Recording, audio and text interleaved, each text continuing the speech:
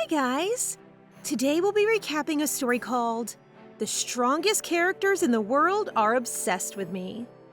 Please like the video and subscribe to the channel. It helps us a lot. Enjoy! The first setting of this story is at the Frederick Empire's training grounds, where the knights are getting beat up while practicing with their leader, Commander Pesteros, who is taking their practice a little too seriously because he is in frenzied transcendental mode. Let me tell you a little bit about transcendentals.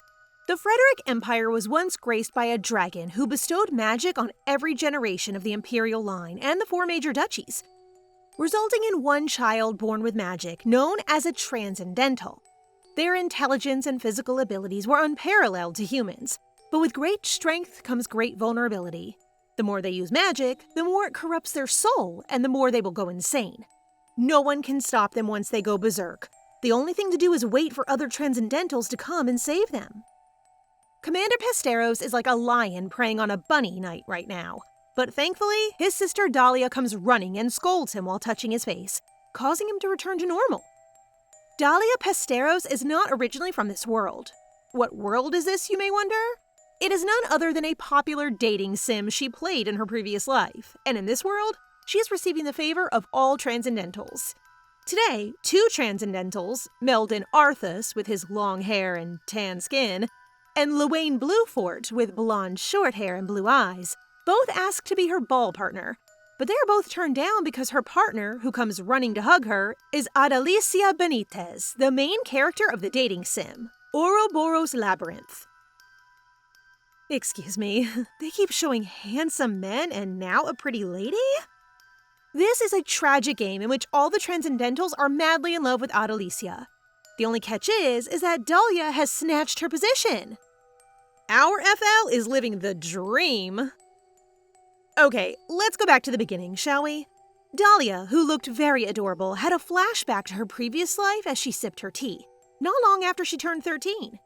She trembles as she recalls that, while the game Ouroboros Labyrinth is full of visually appealing characters, no matter what routes she takes, they all have awful ends. And now she is sister of Hikan Pesteros, one of the male leads and the game's most insane villain. Something Dahlia has no idea how to handle, as Hikan is the only child in the game, and she originally doesn't exist. Based on what she knows, Hikan will go berserk in the game and be slain by the Emperor, and that ending is consistent throughout all routes. Thus, if it occurs, Dahlia will also be executed. Hikan is currently 16 years old, and he will go completely berserk following his magical awakening at the age of 18, giving her plenty of time to figure out how to stay alive. Dahlia has never met Hikan before, and based on what she has heard, he's now living with a relative, so she believes they will continue to live separately as strangers for the rest of their lives. However, this does not appear to be the case anymore, as when she opens her door after hearing Darlene, her nanny's voice outside, the first person she sees is none other than her brother Hikan. He hasn't awakened his abilities just yet, but his appearance makes her sick to her stomach.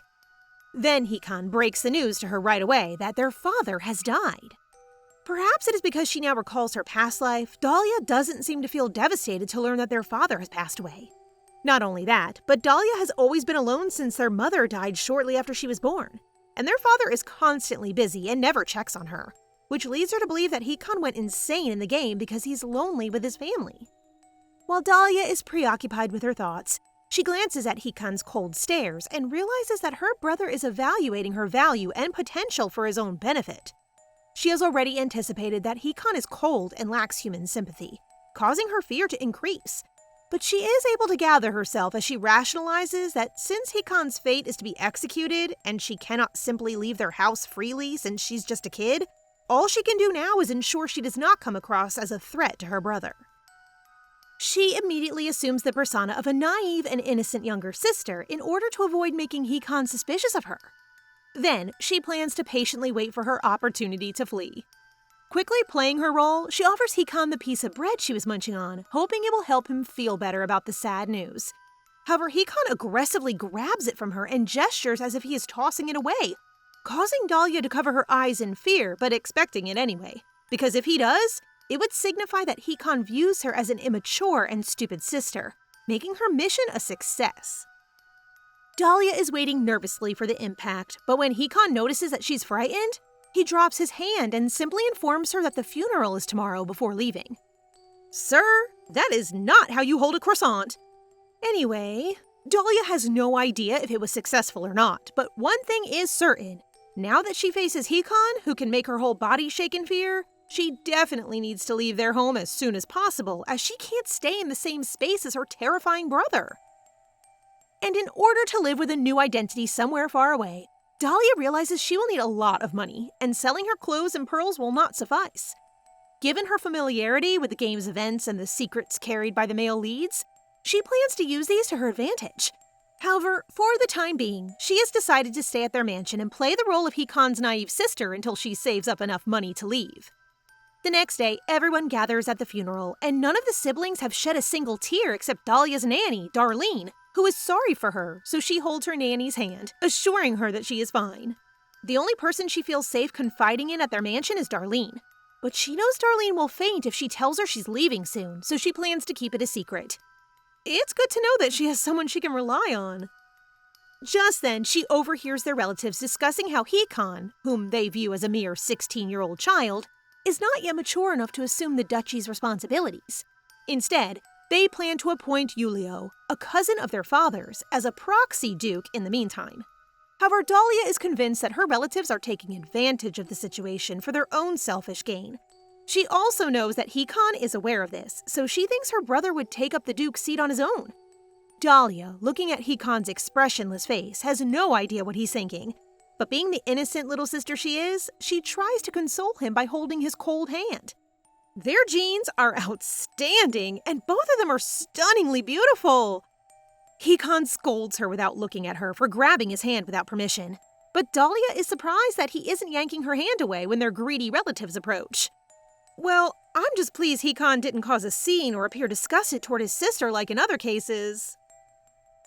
Hikan takes his hand away from Dahlia and turns to face his relatives, who wish to inform him that they believe he requires a proxy until he turns 18. Hikan tells them outright that they are not Pesteros to discuss the business of their household, but they say Dahlia is too young and requires adult supervision. Hikan then returns his attention to Dahlia, who is now in a state of panic, believing that he can get rid of her whenever she bothers him. In her defense, she clings to him, claiming that she prefers to be protected by her brother, and with weeping eyes, she tells them how shameful it is that they're discussing such issues at their father's funeral, prompting them to back out quietly. Looking at their parents' tomb, Hikan acknowledges that it's just the two of them now and leaves quickly. After a month since the funeral, distant relatives pay frequent visits to discuss the proxy issue, emphasizing their desire to benefit from the Pesteros duchy. Since they couldn't get through Hikan, they all went to see Dahlia, who gave them the same answer. She doesn't want anybody but her brother, which has been circulating in high society, with the notion that the younger sister of the Pesteros duchy cannot survive without her brother. Although Dahlia feels a little insulted, she thinks it's a good thing, because Hikan is probably letting down his guard and she doesn't have to worry about their relatives coming over anymore, because her protests eventually cause them to stop. Dahlia is presently having tea with the Duchess of Blueport, who is also a transcendental, chatting about what happened while she was gone. Dahlia's father was so heartbroken about his wife's death that he ignored Dahlia, so the Duchess of Blueport stepped in to look after her. Dahlia can't believe the Duchess is in her 40s, possibly because she's transcendental, with the ability to create great protective barriers that could block everything. However, before her powers manifested, she lost her husband in a fire and sustained burns all over her body, which is why she wears gloves and a mask to conceal those injuries. The Duchess did not enter high society because she dislikes touching people, and Dahlia has never touched her hand.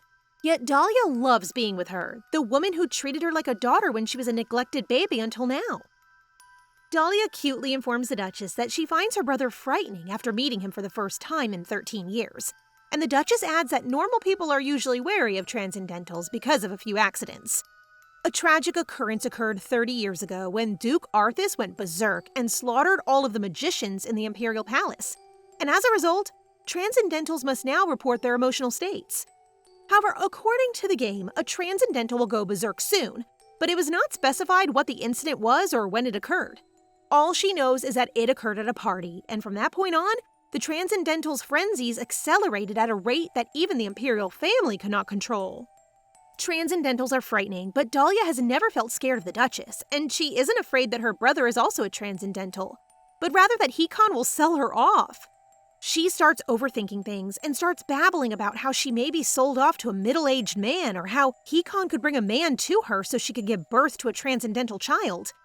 Dahlia continues, cutely informing the Duchess of her plan to leave their home once she reaches adulthood, leading Duchess Blueport to choke on her tea. I love the Duchess's maternal approach to Dahlia, as she reminds her that it's still too early to consider leaving since Dahlia and Hikan have only been living together for a month. The Duchess then pats Dahlia's hand, and as a transcendental herself, she understands that Hikan is also enduring a hellish and lonely life, so she sincerely wishes that Dahlia and her brother can get closer. I can really visualize the Duchess as a mother figure, but I'm intrigued to see the person behind the mask. Dahlia is on a quest to maintain her reputation as an innocent sister, so she continues to linger around Hikan and shower him with love. She went so far as to learn origami from her private instructor, Miss Mashu, and craft a turtle to present to Hikan, only to have it turned down. Next, she learned to draw and planned to give Hikan a portrait of himself, but he mistook her drawing for a devil.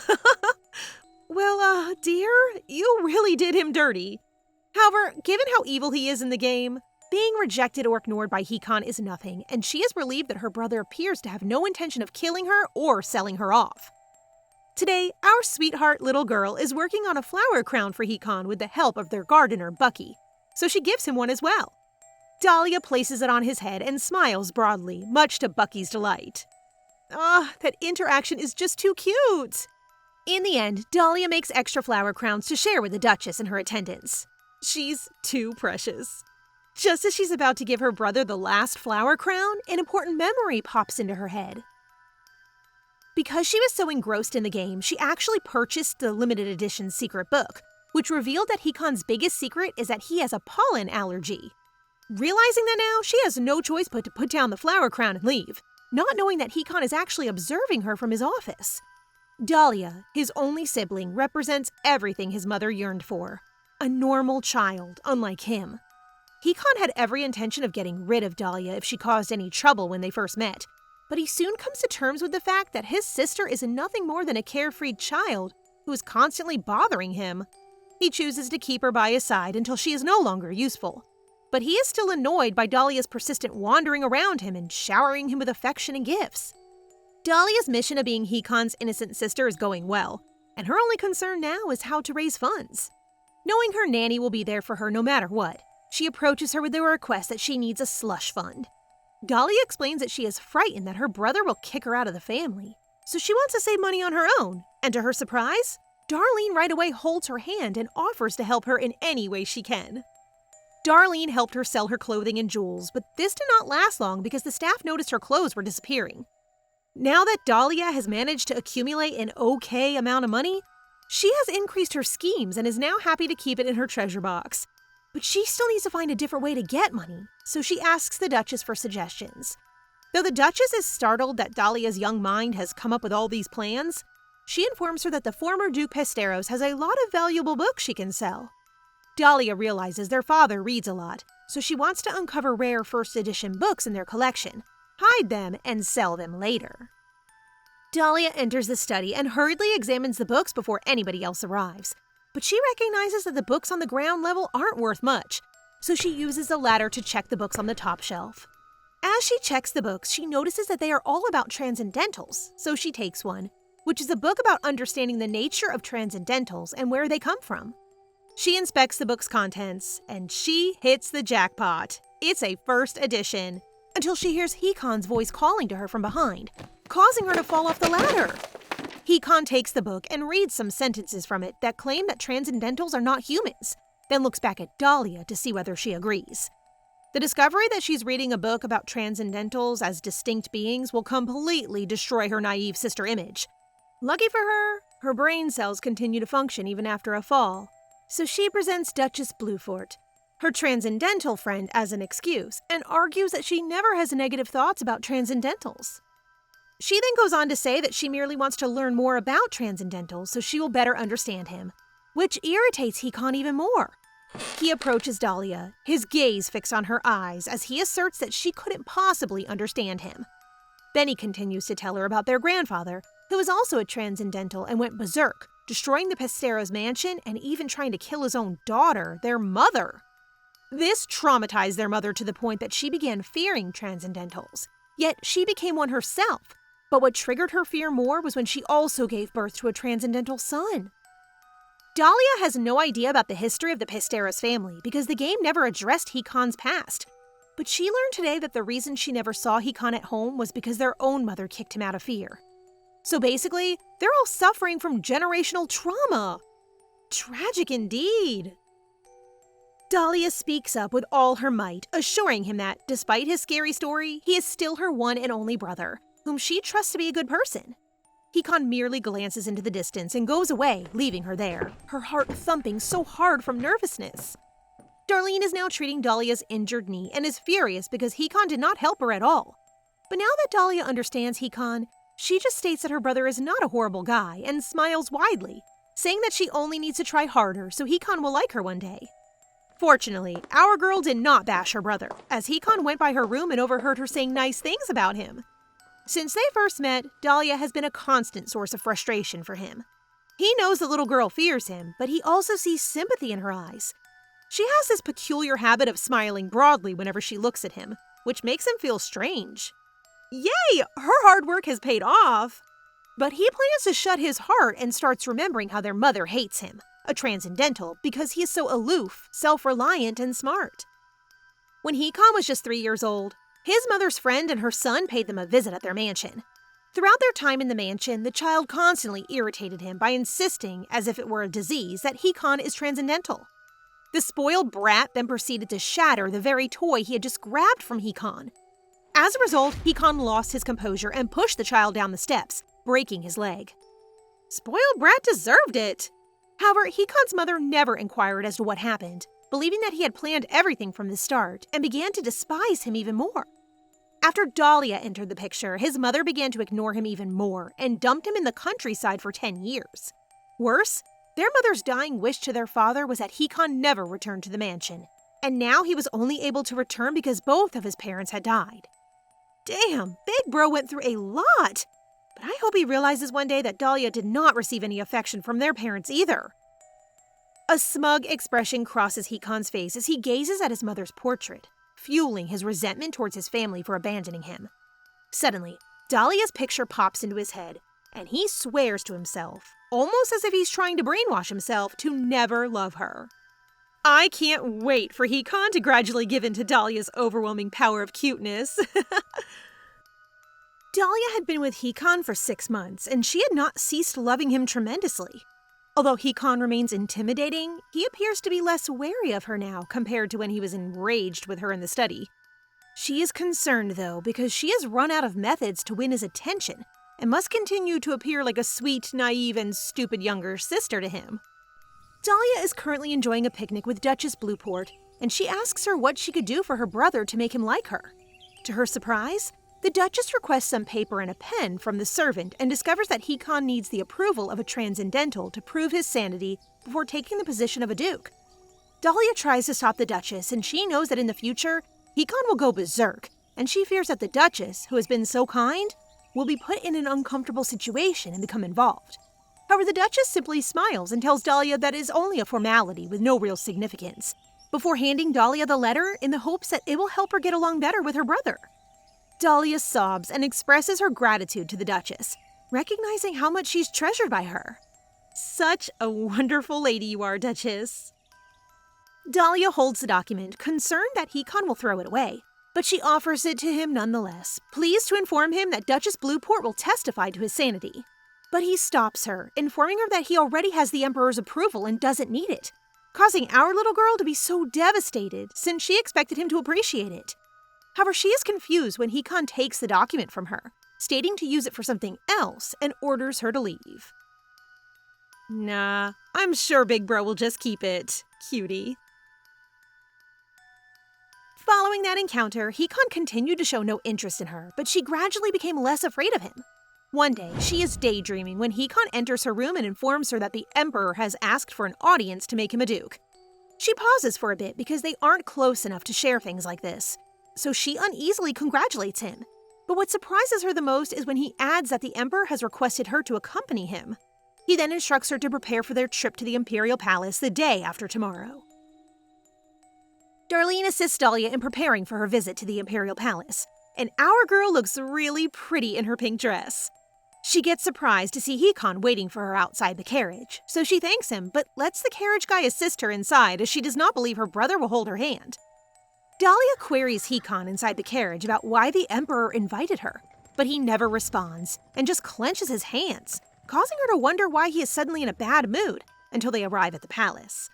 Hikan comes out first, and Dahlia allows the carriage guy to assist her while Hikan glares angrily at them. Brother is jealous! They are greeted by the reigning emperor, Alexander Duncan Michelio II, a very handsome transcendental in his late 30s. No way! The emperor appears younger than Hikan! Dahlia admires him, but despite being a transcendental, he has no route in the game due to his age. His power is that he can read people's emotions through physical contact and can convey any positive or negative thoughts they may have for him. In the game, his self-control was so powerful that he maintained his sanity until his death. Sounds like a green flag emperor to me. She then learns that she was summoned to witness her brother's title conferment ceremony, so the emperor calls Hikan to come near so he can present him the official documents. Then this goofy emperor just pats him here and there, and ta-da! He announces Hikan as the new Duke of Pesteros. The emperor urges Hikan to quickly work on his rising workload and invites Dahlia to approach him next. He looks at our adorable Dahlia and begins wondering how Hikan came to be adored by such a cute younger sister. He then goes on to explain that a transcendental person's life is often harsh and lonely, but he believes Dahlia has softened Hikan's heart, which surprises her, although Hikan disagrees. To end their conversation, the emperor extends a hand and expresses his gratitude to Dahlia for visiting the palace. Dahlia recalls that the emperor always shakes hands with everybody he speaks with, not to lighten the mood, but to assess their emotions, and she is no exception. Since no one can say no to shaking hands with the ruler, she extends her hand, and they do just that when the emperor suddenly appears distraught. The emperor continues to hold onto her hand, so she calls on him, causing the emperor to eventually pull back, but he seems noticeably disturbed by the handshake. After composing himself, the emperor apologizes to Dahlia and starts to bring up the fact that his son would be perfect for her since she doesn't have a fiancé yet. Our girl simply giggles since she believes the emperor is joking, but is taken aback when the emperor appears serious and, really charming at that. Forget the sons, do you need a wife, sir? The emperor has 2 sons who are around Dahlia's age. The somewhat immature crown prince, Leonard, and the reserved but good-natured second son, Cedric. When Dahlia sees the emperor's serious intent, she finds herself at a loss for words and starts to worry that she might really get engaged. As she quavers in fear, she realizes that Hikan is probably ecstatic about the news because it gives him a chance to dump her. However, she is taken aback when Hikan defends her by saying that his sister will not get engaged to anyone. Hikan must have spotted her trembling, so he tells the emperor that Dahlia dislikes the idea of marriage, causing the emperor to sob jokingly. So the emperor is actually joking after all. After the Pesteros siblings leave, the emperor sighs with relief. Being a transcendental is extremely tough, and the more he makes use of his powers, the more his urge to destroy everything becomes. But he has come this far by suppressing it because he genuinely loves his people and the world. Oh, he's not only attractive and never ages, but also a decent ruler. However, something weird happened today. The instant he held Dahlia's hand, his mind cleared up, as if he had returned to the time when he hadn't awakened yet. However, he eventually brushes the idea out of his mind, reasoning that no one can cleanse a soul tainted by magic. Very interesting. The Pesteros siblings are now walking back to their carriage, and Dahlia takes the chance to thank Hikan for preventing her from getting engaged. Hikan, as serious as ever, explains to her that the emperor is usually a jokester and that she is an idiot for taking the emperor's words seriously. But he does find it surprising that Dahlia is opposed to the concept of marriage. Dahlia is panting, maybe from her heavy dress, and is having trouble answering since she's attempting to catch up to him, who is walking quite quickly. She manages to explain that it's because she hopes to be with him for a long time, before she unexpectedly loses her footing and falls. Dahlia feels ashamed as Hikan sighs and moves towards her, telling her she's stupid before carrying her like a sack of potatoes. She is so shocked that she begins to kick her brother in an attempt to get him to release her. But she stops when Hikan scolds her, so she remains still and embraces him instead. The progress, everyone. And look how she appears absolutely tiny in his arms. Oh, so cute. Dahlia understands that Hikan is wicked in nature, yet she feels warm that he helped her today, and begins to worry that she might get attached to him, which will jeopardize her plans. Despite this, she can't help but to wish to have a good relationship with Hikan. As she relaxes on her brother's arm, she starts to express her happiness and hopes that Hikan will start liking her too. But her joy gets the best of Hikan, who freezes in mid-step and throws Dahlia to the ground, while appearing incredibly frightening. What the? Sir, you do not have to yeet your sister like that. It went from fluff to rough real quick. Hikan then ruthlessly reminds Dahlia that he will never like her and goes away, leaving our poor girl on the floor, tearing up as she assumes they have already grown closer. However, Dahlia isn't the kind to let herself be brought down by such a small thing, so she agrees with her brother and simply prays that he trips and breaks his knees. It really takes an iron will to survive. She then jumps inside the carriage, sitting in the reserved seat where Hikan is supposed to sit, while Hikan simply lets her be, and the two of them remain silent during the ride. While Dahlia is still trying to figure out why Hikan yeeted her earlier, she hears a cracking sound and looks over to discover that the crack that Hikan had clenched before is growing larger and ripping the carriage's rear end apart. As the carriage begins to crumble, Dahlia clings desperately to the seat, cries out for her brother, and extends out her hand for him to hurry over to save her. However, Hikan remains frozen in confusion, a realization that brings back the memory of how much Hikan dislikes her. With her spirits crushed and her belief that her brother will never try saving her, she pulls back her hand and prepares herself to die in this way. The way she closed her hand and gave up because of what he said before is just so heartbreaking. But right before she falls, Hikan catches her little hand and pulls her back up. Big Bro does care, and I'm sure he just doesn't know how to express it yet. Dahlia is in a haze, but she realizes that Hikan saved her, and the only explanation she can think of is that her brother probably believes she is still useful as a Pesteros. Regardless of Hikan's reasons, she is relieved to have survived, and regardless of how he will become a villain, Dahlia resolves to repay the favor to him one day. Her escape plan remains unchanged, but she also chooses to continue acting as Hikan's naive sister. Dahlia is currently resting in her room and is likely to develop a fever as a result of the shock, with Hikan sitting beside her. Upon waking up, she convinces herself that she must be dreaming because there is absolutely no way that Hikan could be in her room to look after her. Even though she isn't feeling well just yet, she sits up, takes Hikan's hand, and declares that she will continue to like him regardless of whether he returns her feelings. She's too pure. She tries to change those remarks and say she can help him in this game world, but she becomes dizzy and falls back asleep. Hikan, on the other hand, looks at her sleeping face confused. He had scared and ignored his little sister, and he couldn't understand how she could still like someone like him. He was hesitant to grab Dahlia during the carriage incident because he was having troubling thoughts about saving the child, which were causing him to feel unusual emotions. His agitation when Dahlia did not hold his hand when she entered the carriage as he had hoped for was evidence that he was starting to feel strange. He was so focused on managing his emotions that he accidentally wrecked the carriage. LOL. Dahlia was the child that his parents wanted and the one he wished he could get rid of. But eventually, his feelings triumphed over his reasoning and he saved her. He noticed Dahlia embracing her death earlier, and he wonders whether it's because she witnessed her own brother hesitate to help her. She knows, and it made me teary, you dummy! It is difficult to unlearn the years of hatred, so Hikan now doesn't know what to do when his little sister wakes up. Be a good brother, that's it! When Dahlia awakens, she is surprised to see Duchess Blueport next to her, telling her she is very worried after hearing she almost got into an accident. Yay! Mom is here! Dahlia can truly express her feelings to the Duchess, and she reveals that, while Hikan saved her, she watched how he doubted it until the last moment. Duchess Blueport smiles and explains that Hikan may claim to despise her, but she believes that he is simply struggling to be honest, and that's why he hesitated to save her. Transcendentals are more into logical reasoning, but she believes that their time together heightened Hikan's affection, since Transcendentals are human beings with feelings too. Duchess Blueport then begins to tell her own story, saying that she too had a terrible personality, which is really shocking to Dahlia, given how kind she is. The Duchess continues and shares that she was arrogant when she was younger and believed that no one would understand her since she is transcendental. She even resisted her husband's advances at first, but as their relationship progressed, she warmed up and began to treat others with kindness. The the Duchess emphasizes that people can change. Dahlia notices that Duchess Blueport has a warm smile and treats her like her own child.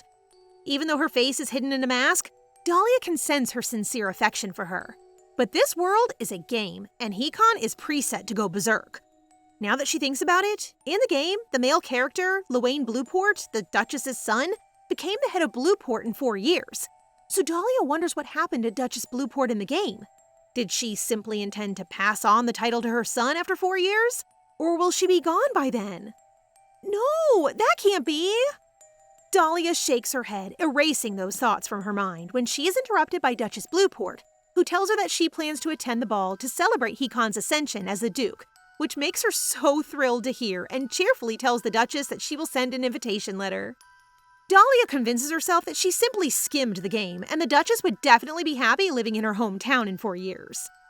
I refuse to believe that this is a foreshadow because, if it is, I riot! Dahlia waited for Hikan to visit her, but he never did. However, he does join her for breakfast the next day. They eat in silence as she mulls over the Duchess Blueport's words about how people can change, and she ultimately decides to open her heart to Hikan. So when Hikan looks in her direction, she grins broadly, making her brother flinch. He is falling for the power of cuteness. Just wait for it. Dahlia then makes the decision to offer Hikan some of her own food, telling him it's delicious and he should eat a lot, but he refuses to take any of it. Trying not to give up, Dahlia tightened her hand, giving Hikan the impression that she was about to punch him. So as an excuse, she decides to make her hands into a heart shape and grin while doing so, causing her brother to sigh and accept the food she offers him. Ah, the cutest! Walking around, she runs into Sebastian and tries to do the heart sign for him, causing the poor man to collapse and warn her that she should never do that in front of anyone else, because she might be kidnapped. Dahlia thinks he's just too shy to say it's cute or lovable, and she's now certain that she isn't the weird one here.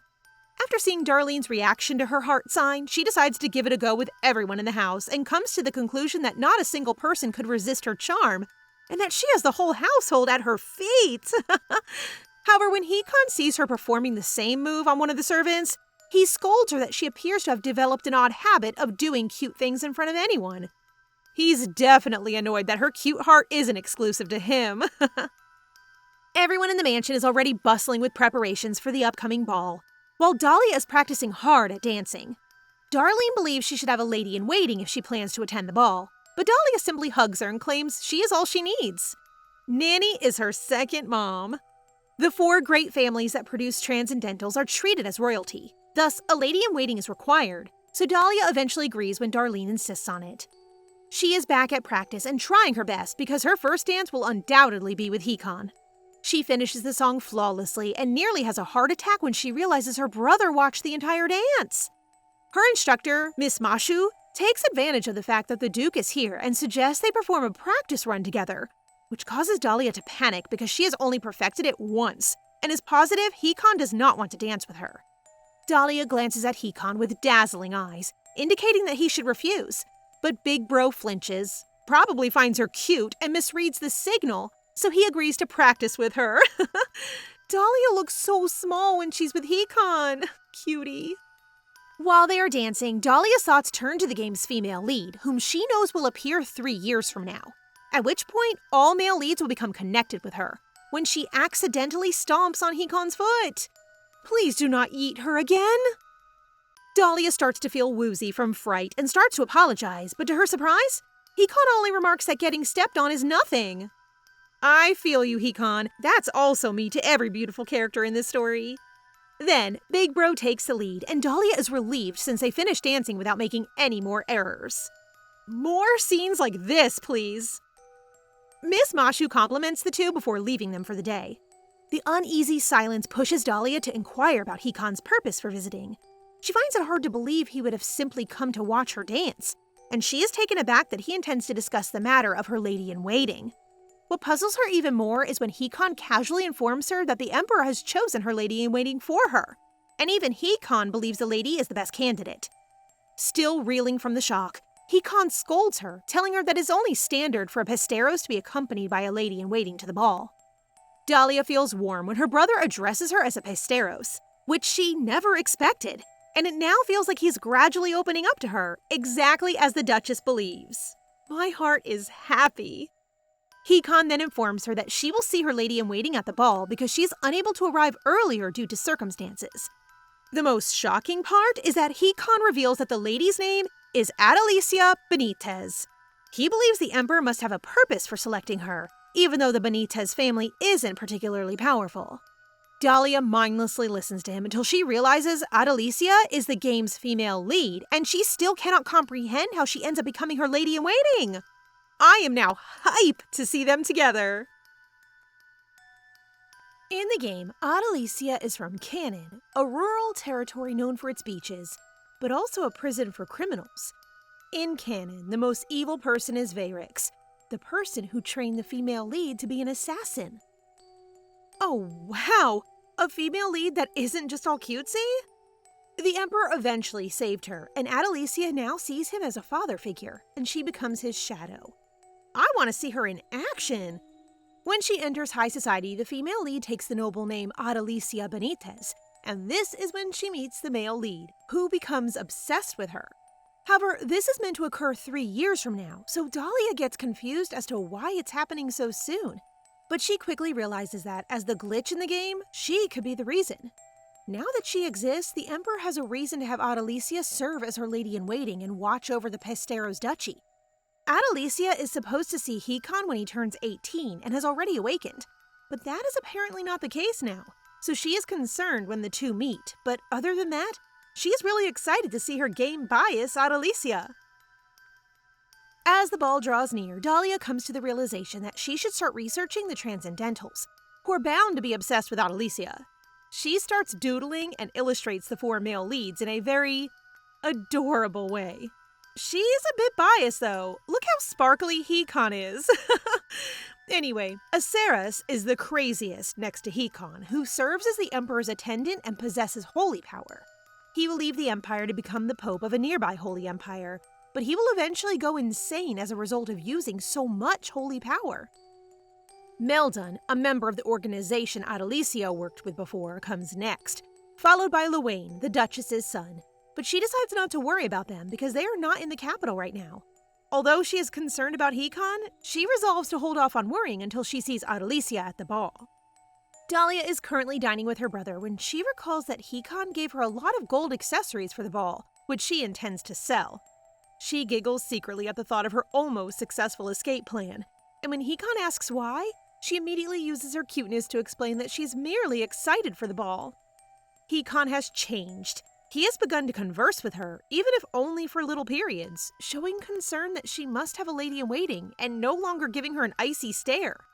Also, she comes to the realization that her feelings for her brother are becoming genuine and not merely an act, as she has stopped disliking him.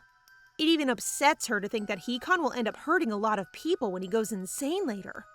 Dahlia then recalls a transcendental going insane in a ball, but since many balls occur each year, she doubts this will be it.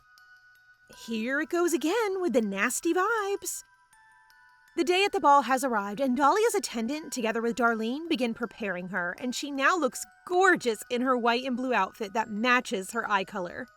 She becomes shy when her maids compliment her beauty, so she pushes them out of her room and then begins admiring herself in the mirror. While waiting for Miss Mashu to take her to the party, Dahlia checks her treasure box and discovers her old diary. After remembering her past life, she actually quits writing a diary, anxious that someone will read it. She then wonders what she last wrote until she notices something that isn't her handwriting, stating that her touch will save so many lives. Even the letters are glowing. God, is it you? Her mouth remains open and she has no understanding of what the term means and believes someone messed with her diary. She feels whoever it is not a robber because her other valuables in the treasure box remain intact while her door suddenly opens. She hastily shuts her treasure box and turns around, stunned to see her brother looking so dashing in his all-black outfit. Sister looks cute and Big Bro is looking so fine. Hikan notices Dahlia clutching a diary, so she quickly hides it in her treasure box and shifts the conversation to why he's visiting her in her room. Hikan simply extends his hand and encourages her to go to the party, which confuses her because she expects Miss Mashu to accompany her. Hikan sighs as he realizes he must thoroughly explain to her that he is the one who's going to be accompanying her to the ball. Dahlia looks adorable with her flustered face, but she realizes that walking with him would be quite awkward. Yet she maintains her smile and holds her brother's hand. Cold Heart is melting! Yay! As the Pesteros siblings descend the stairwell, Dahlia's delight at being able to attend her first ball makes her lips quiver. So cute. Then her curious eyes scoop the entire place, and it appears that Adalisia has not yet arrived, but she is relieved to see Duchess Blueport in the distance, who radiates such grace even with her face concealed. The Duchess is clearly charming the ladies until she spots Dahlia, so she waves at her while our precious girl cheerfully returns the gesture. The Duchess walks towards the siblings and takes the time to congratulate Hikan on becoming the Duke, and adds that he should take care of his sister, to which Hikan responds firmly that he will. Then Hikan advises his younger sister that the first song will be played soon, therefore she should not go away till then. Cuties. However, a servant approaches him and informs him that the first song will be delayed due to unanticipated problems with the band, making Hikan appear quite disappointed. Damn you, band! Big Bro is doing his best to get closer to his baby sister! While Hikan allows Dahlia to roam freely, he warns her not to leave the ballroom as he still has to introduce Adalisia to her. She then cheerfully goes to see Duchess Blueport, thanking her for coming. They settle down in the corner, and the Duchess tells her that she has heard rumors about a new lady-in-waiting, and Dahlia confirms that it'll be Adalisia Benitez. They converse further until the Duchess remembers that Cedric, the second prince, has gone missing. Though he has no route in Ouroboros Labyrinth, he is a transcendental pre-magical awakening who is so attractive that words can't quite express him. His bothersome characteristic is his relentlessness, which occasionally gets the people around him into trouble. The crowd suddenly becomes noisy, attracting their attention. Dahlia thinks it must be Adalisia. She quickly makes her way towards the crowd, where she is shocked to see the Emperor and wonders why he has appeared out of the blue. She is even more shocked to see a Saris there. Despite his kind appearance, he has a morally corrupt personality, but is a prodigy who has already awakened his transcendental holy powers. Dahlia is considering a Saris' motives for his continued presence in the Empire as the Emperor's attendant, when she notices Adalisia Benitez. Dahlia's heart races, and she struggles to process the excitement of seeing all the game's characters at once until she hears Hikan call her name. Dahlia rushes to Hikan's side as they warmly greet the Emperor. Hikan then questions the Emperor about his unexpected visit. He smiles and tells him that he is there to congratulate him on his ascension, but he's also actually looking for his son Cedric. The Emperor then offers Hikan a congratulatory letter, then dismisses them both and tells Dahlia that Adalisia will greet her separately later. Dahlia and Adalisia exchange blank looks until Adalisia greets her first, introduces herself, and promises to find Dahlia later. While Dahlia blushes to see her bias looking so pretty, she can't help but notice Adalisia's lifeless eyes. Adalisia grew up learning assassination and intelligence abilities as a member of a criminal organization. Yet despite her own struggles, she extended her hand to the main leads, demonstrating her compassion. Regardless of everything, Adalisia will not have a happy ending, so Dahlia wants to try to help her overcome the obstacles if she can. Her thoughts are interrupted when she spots a Saris lifting his glass as if checking on something like a weirdo, leading her to question whether he will really become as dangerous as Hikan. Dahlia is approached by the Emperor again, who timidly asks for permission to take his son because he has heard that Cedric is hiding in their mansion. Hikan grants him permission to do as he pleases, and when he begins to unleash his power, causing Dahlia to flinch, the Emperor calmly clarifies that there is nothing to worry about, because it won't disturb the surroundings. Most likely, Cedric hides with magic, but if he purposefully manipulates energy flow, the Emperor can track him out. The Emperor then proceeds to the side, and there he finds his son Cedric. That's a whole new level of hide and seek, but oh freaking gosh, he is gorgeous! The instant the Emperor approaches Cedric, he begins to scold him before ordering him to follow silently. Before departing, the Emperor apologizes for causing a commotion, but Cedric continues to chit-chat with Hikan, causing his father to scold him again. Dahlia observes them acting exactly like in the game and notices that Cedric is very handsome. He is indeed. When Cedric looks at her, she panics and covers her eyes because she can't stand looking at him directly. But Cedric gives her a big smile, recognizing her as Hikan's younger sister. And he's about to say more when the Emperor yells at him again, so he says goodbye. He is a goof like his father. The siblings are worn out, so they agree to dance the next time. Then, Adalisia approaches them to formally introduce herself as Dahlia's lady-in-waiting. But what really gets Dahlia is her brother's indifferent response. Hikan just asks her if she doesn't like Adalisia, and after she states that she does, Hikan simply leaves, which isn't what she expects. Dahlia believes that if Hikan doesn't become obsessed with Adalisia in the future, the story won't progress and Hikan won't go into a frenzy, which means she will not die, causing her to jump and shout with joy and forgetting that Adalisia is still with her. Dahlia quickly apologizes, but Adalisia simply gives her a smile and promises to work harder so that she will be satisfied. However, Dahlia quickly holds her hands, joyfully tells her that she's really happy that she came, and asks to be called by her first name. Dahlia and the two soon find themselves talking comfortably. Dahlia suggests going to see Duchess Blueport together because she thinks it would be nice if the three of them would become friends, and she's sure the Duchess would like Adalisia. So they look for the Duchess, and when they get close to her, Dahlia notices that the Duchess is wobbling and drops her wine glass.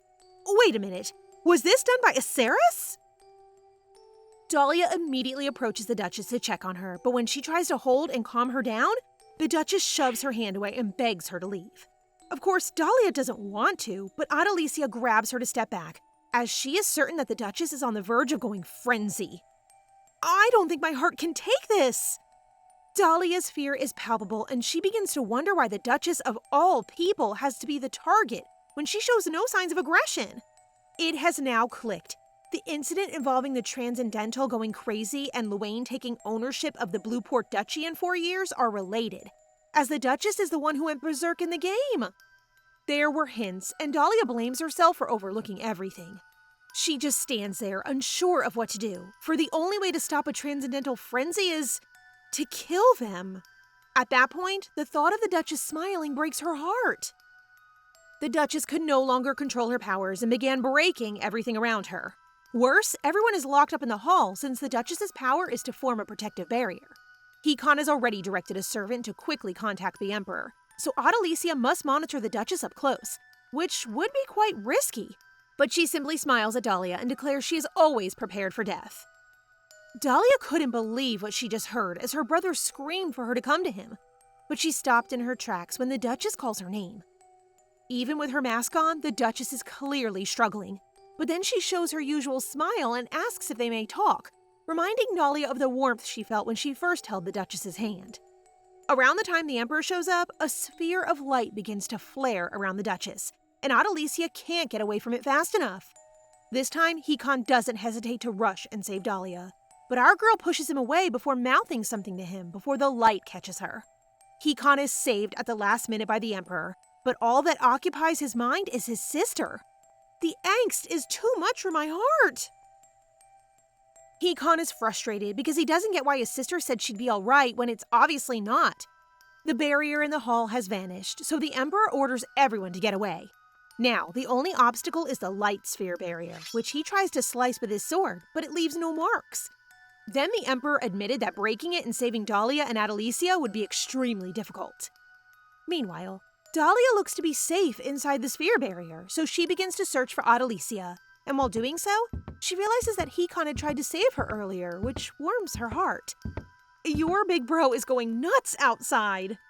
Dahlia eventually runs into Adalisia, who is shocked to see her in the barrier and blames herself for not protecting her.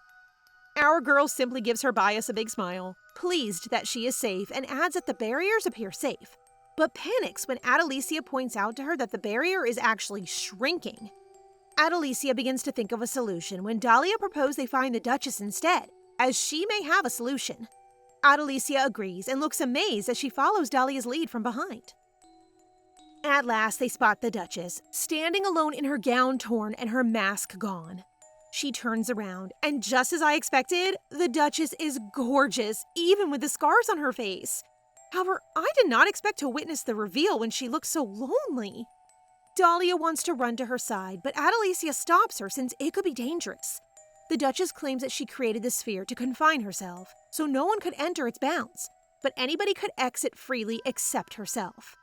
Dahlia becomes quite distressed, so the Duchess reminds her that a Transcendental in a state of frenzy can't be saved. So she intends to remain until the barrier takes her. No angel deserves such a cruel death. While the Duchess is still sane, she asks Adalisia if Dahlia would mind spending her final moments alone with her. Adalisia is hesitant to grant her request, but Dahlia takes her hand and reassures her firmly that she will be okay. After some consideration, Adalisia gives her approval and leaves to report to the Emperor, leaving the two behind. The two settle down and talk, just as they used to. The Duchess apologizes for causing a scene, and Dahlia, who is trying not to cry, simply shakes her head no. Trembling from an agonizing pain in her heart, the Duchess understands she doesn't have much time to talk to Dahlia. Still, she keeps talking and opens up that she has been living in constant fear, terrified that her powers will consume all she loves.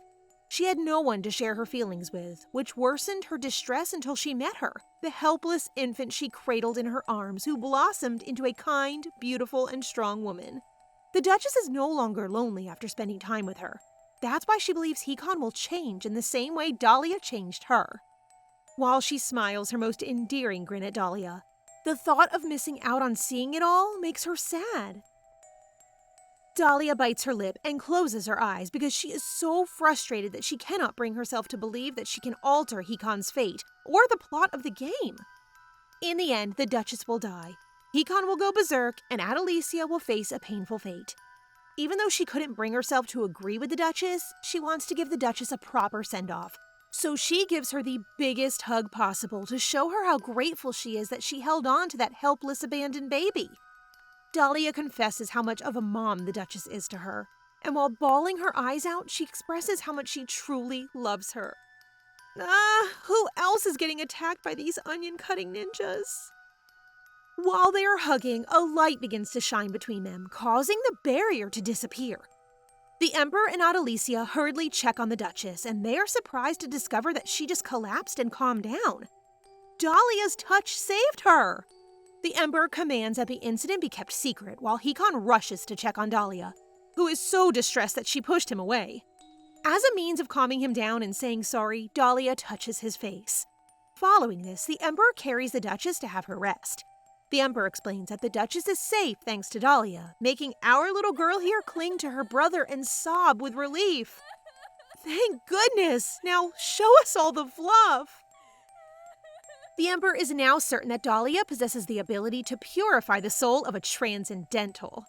The siblings accompany the Emperor to the carriage, and the Emperor invites Dahlia to the palace once everything is calmed down to discuss what happened today. He then tries a theory by shaking hands with Dahlia again and telling the same old joke about her engagement, which causes our girl to become so flustered. When Dahlia felt dislike, the Emperor sensed her purification decreased, meaning that Dahlia must like the other person for her power to be effective. Transcendentals are possessive, so if word spreads that Dahlia has purifying powers, people will try to take her by force, so he intends to notify Hikan about this the next time. He's really a good emperor. For the time being, he tells Adalisia about it and instructs her to protect Dahlia, which she gladly complies with as she admires Dahlia's toughness and wants to grow closer to her. Will you look at that? Dahlia has charmed another one. 2 days later, Duchess Blueport awakens, so the Emperor explains what happened, and they both agree to keep Dahlia's power concealed. The Emperor also recommends her to return to the countryside in order to avoid spreading news that a transcendental has returned from a frenzy, which the lovely Duchess agrees to. She only wants to meet Dahlia once and will return home. Oh, Mommy's leaving. But at least she's okay. Meanwhile, Aceris is intrigued by how the Duchess returned to normal and intends to investigate Dahlia, the person who stood next to her during the tragedy.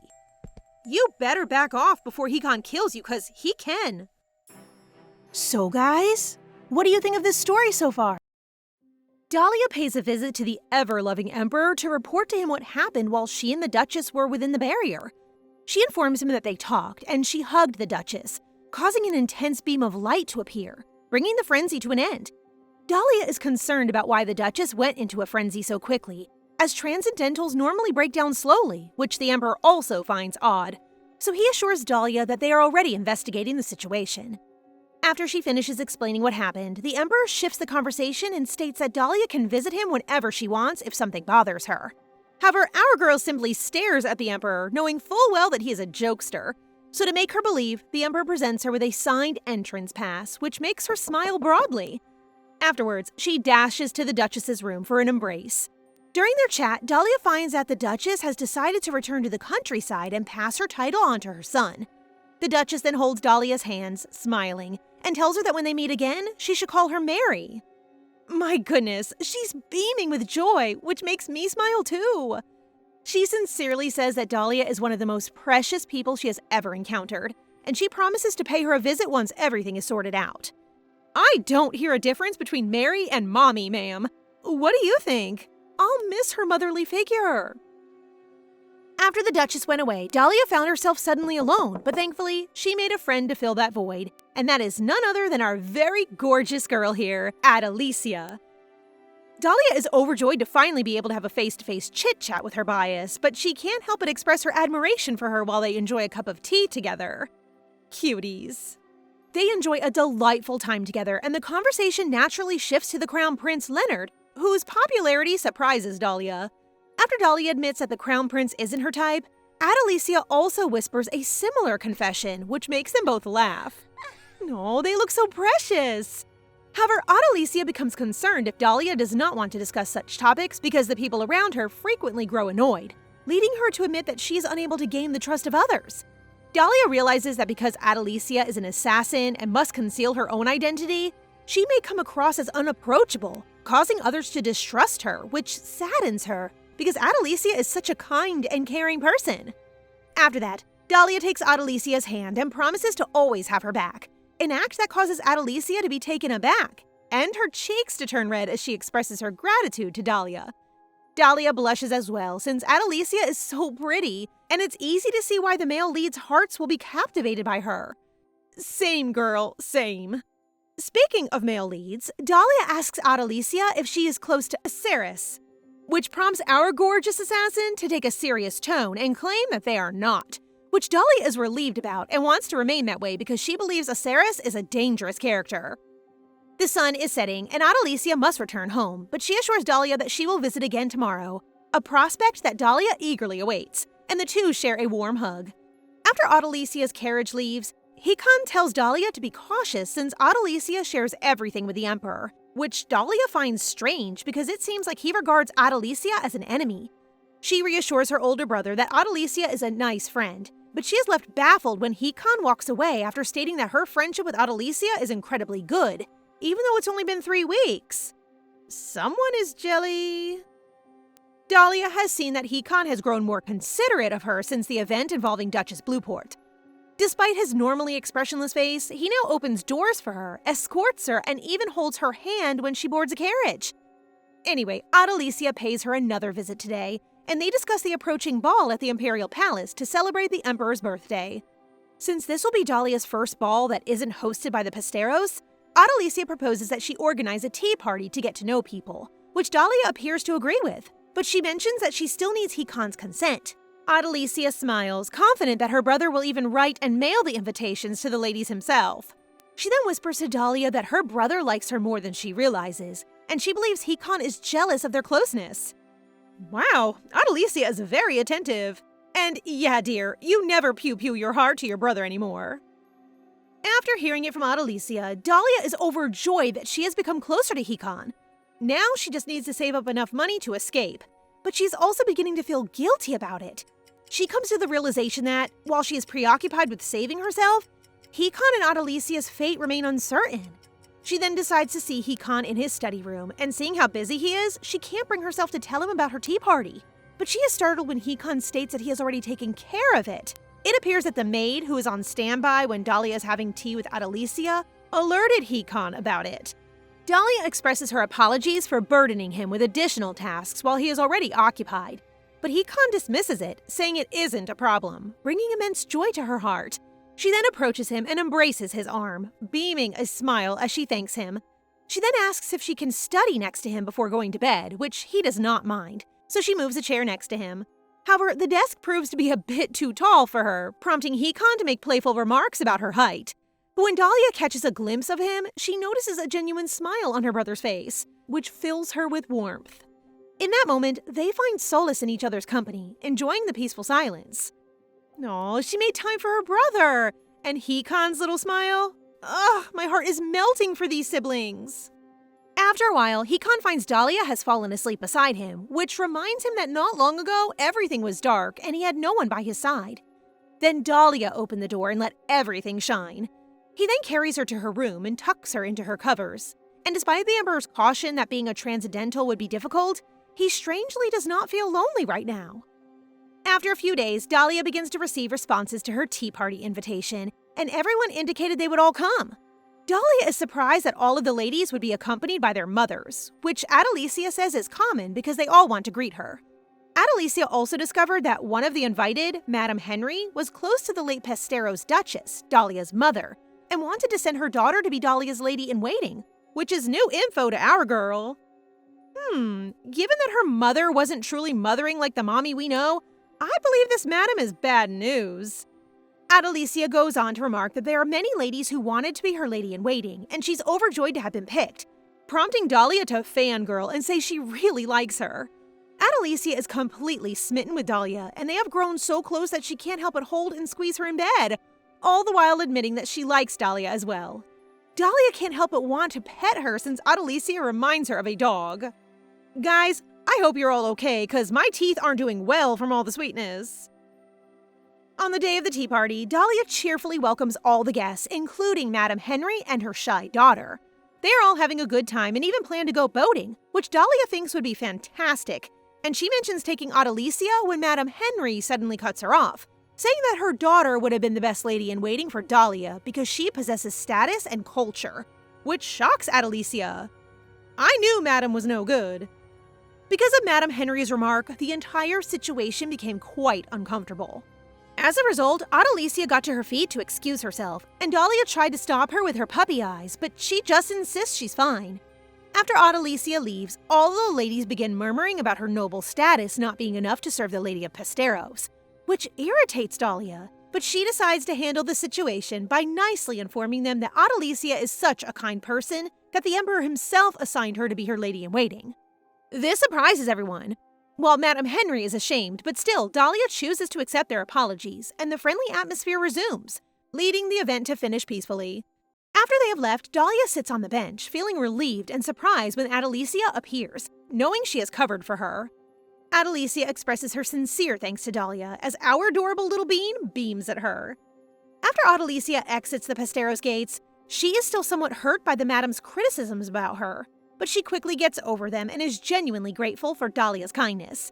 After remembering the Emperor's earlier statement about Dahlia's power to cleanse a transcendental's tainted soul with a simple touch, she becomes determined to protect Dahlia from the hordes who would swarm her if word got out.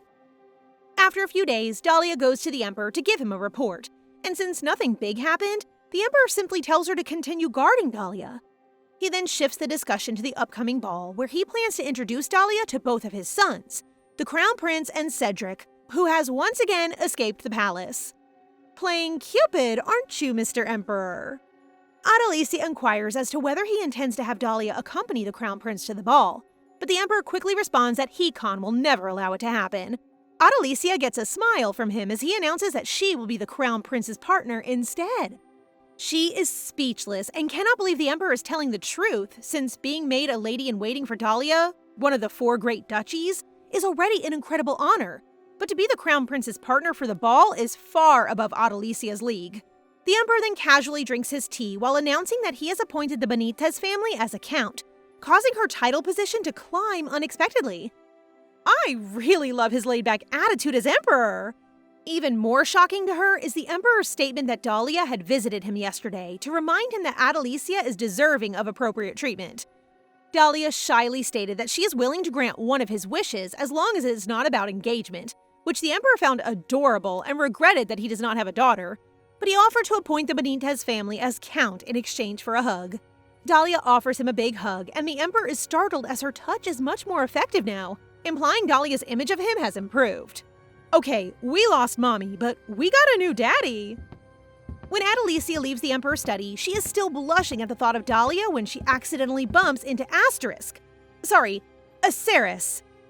This cunning-looking man assumes she was talking with the Emperor about the approaching ball, but Adalisia does not respond, so they simply part ways. However, this guy appears to be plotting something evil as he looks thrilled to meet Dahlia at the event.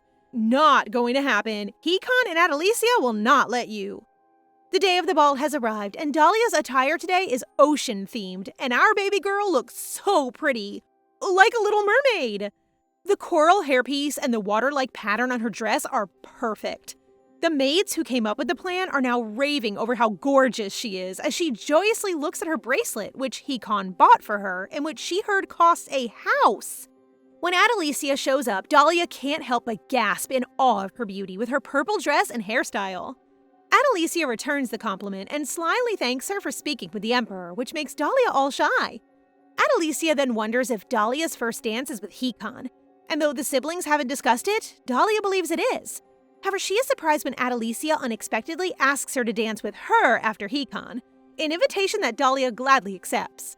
Following that, Adalisia gifts her with lovely-looking gloves that fit exactly on Dahlia's hands, while Adalisia sincerely asserts that they would protect her, which confuses Dahlia, but she swears to keep them. Oh, that will keep her magic from being discovered by other transcendentals, particularly Asterisk. Adalisia then leaves while Dahlia waits for her brother, and Hikan, as usual, appears like a knightly prince in his black and silver outfit.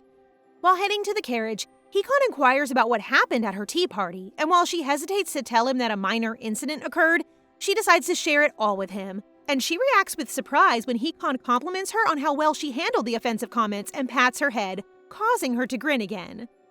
Their cute interactions are always so sweet. They've arrived at the palace, and Dahlia curiously asks when Hikan's birthday is, to which he replies that it's in the winter. Dahlia is going to talk about her birthday, but Hikan cuts her short because he knows it was in June, leading him to apologize for not being able to celebrate it. He likely recalls it since he got kicked out around the month of her birthday, so... Then a noble couple approaches them and begins commenting on the buzz at Hikan's ball, including statements about Dahlia staying close next to him, which Dahlia considers insulting, but she simply smiles at them. Unlike his little sister, Hikan glares at them coldly and cautions them straight out for being impolite.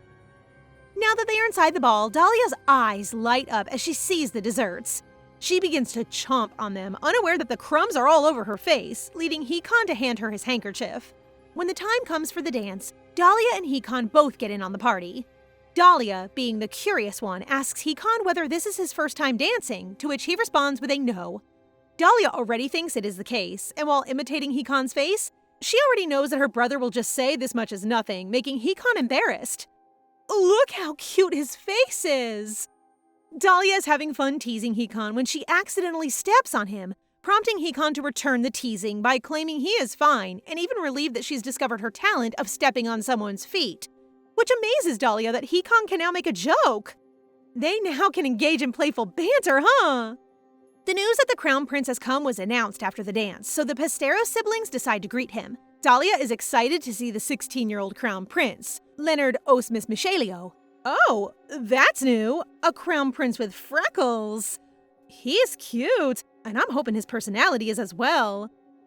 Hikan greets the friendly-looking Crown Prince, who apologizes for being late and playfully blames it on his partner Adalisia, who simply smiles.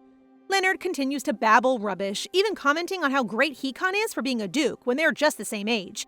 And without thinking, he declares that he too wants to become an emperor soon. What he just said is the same as wanting his emperor to die, which shocks Adalisia and Dahlia. He seems nice, but he's also really dim-witted. Finally, he bids farewell to the siblings and shakes hands with Dahlia, expecting that they will get along because they both have transcendental brothers. Adalisia then takes a moment to whisper her compliment to Dahlia on her beauty tonight, and as they walk away, she reminds Dahlia of their promise to dance together. The dance between Leonard and Adalisia has begun, and our girl is trying very hard to keep a smile on her face while Leonard brings up Dahlia's special ability, which takes her by surprise.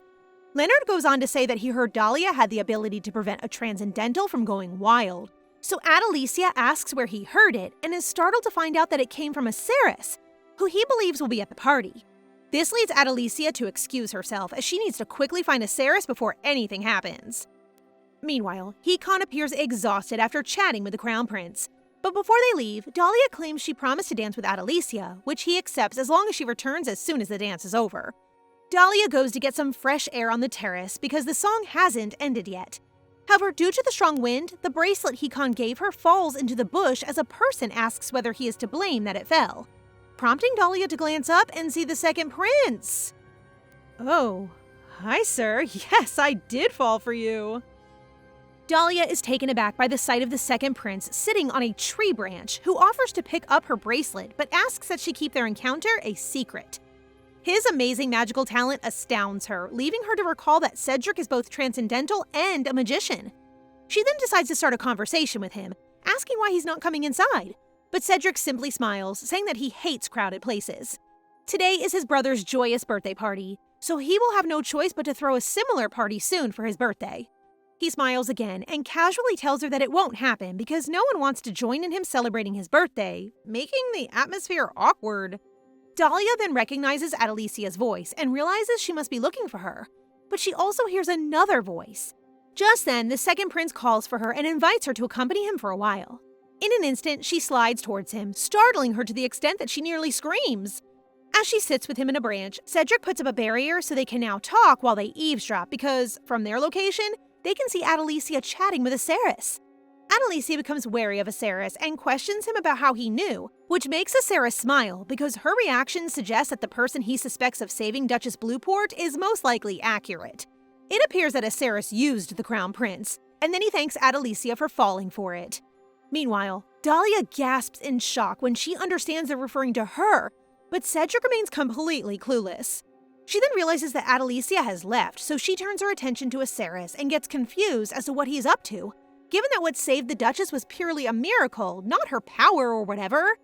Since the show is done, Cedric decides to leave, but he hands her a magical piece of quartz and tells her that breaking it will take her back to the terrace, and he vanishes before she can say anything. Dahlia curiously examines the quartz and begins to panic as it accidentally breaks. And just like that, she finds herself awkwardly floating toward the terrace where Aceris is still standing. The silence between them is too loud. Run, girl, run! They both feel a slight sense of awkwardness, so Aceris decides to introduce himself first as the Emperor's direct attendant. Dahlia is taken aback by the fact that he knows her name, while this asterisk guy just smiles and says that her gray hair is so stunning that he couldn't forget it. Behind that bright smile of his, he suspects that Dahlia must have heard his conversation with Adalisia. But since Dahlia is already here, he decides to confirm his suspicions and requests for a handshake. Despite her initial hesitation, she ultimately agrees to his request. But after they let go, she sees that Aceris looks disappointed. With a smug face, he explains that it is because he is expecting her to be a unique individual. But now he realizes that he's wrong, which annoys our girl. Thank goodness she wore the gloves. At that moment, Dahlia hears Adalisia calling out for her, which irritates Aceris because they are still in the middle of their conversation.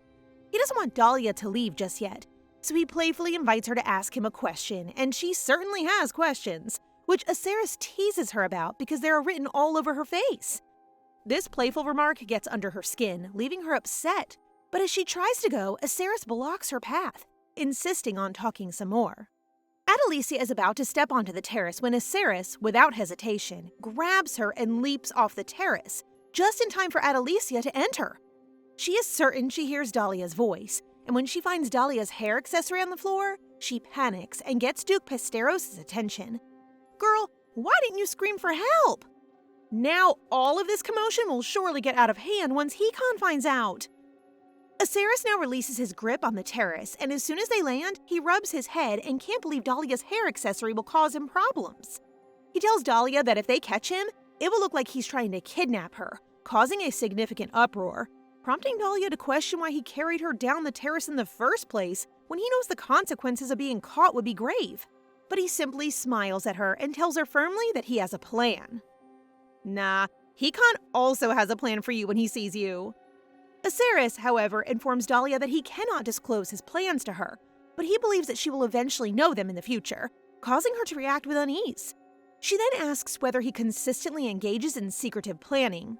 That causes him to pause and explain that he has always approached things that way and cannot just change now. Suddenly, Dahlia remembers a scene in the game when Adalisia assures him, letting him know that everything is all right and that he has the power to make a difference. Yet she chooses not to comfort him, fearing that he may develop an attachment to her later on. Instead, she acknowledges he is right and that he may have some flaws, which surprises Aceris. However, before their conversation goes deep, He stands up and suggests that they go back inside to avoid any further complications. As she observes him, she ponders whether Aceris will have no choice but to embrace a darker path, which Aceris overhears, causing him to react in surprise. As she starts to make an excuse, Hikan suddenly appears from behind her and demands to know why she is there, causing her to turn to him in fear. Hikan demands to know what happened, so Aceris tries to explain everything, but our guy here isn't interested in hearing him out and would rather have Dahlia fill him in. Without hesitation, Dahlia fabricates a story about accidentally dropping the bracelet Hikan had gifted her. She goes on to say that while attempting to retrieve it, she came dangerously close to losing her footing before being rescued by Aceris. Hikan lets out a sigh of relief and expressed his gratitude to Aceris for rescuing his younger sister. Aceris simply smiles, letting him know he has fulfilled his duty, and then departs after casting a brief glance at Dahlia. I expected that from her, since Aceris doesn't appear to want to hurt her, and she must have felt bad for Aceris' character. Hikan then tells Dahlia that the ball is over, so they should go home. But as she tries to stand up, she trembles and cannot move her legs, prompting Hikan to carry her, making her blush. She holds him tight and whispers that she's really sorry. As the Crown Prince gets ready to leave, he notices the somber expression on Adalisia's face, so he directly inquires about what is troubling her, which catches her off guard.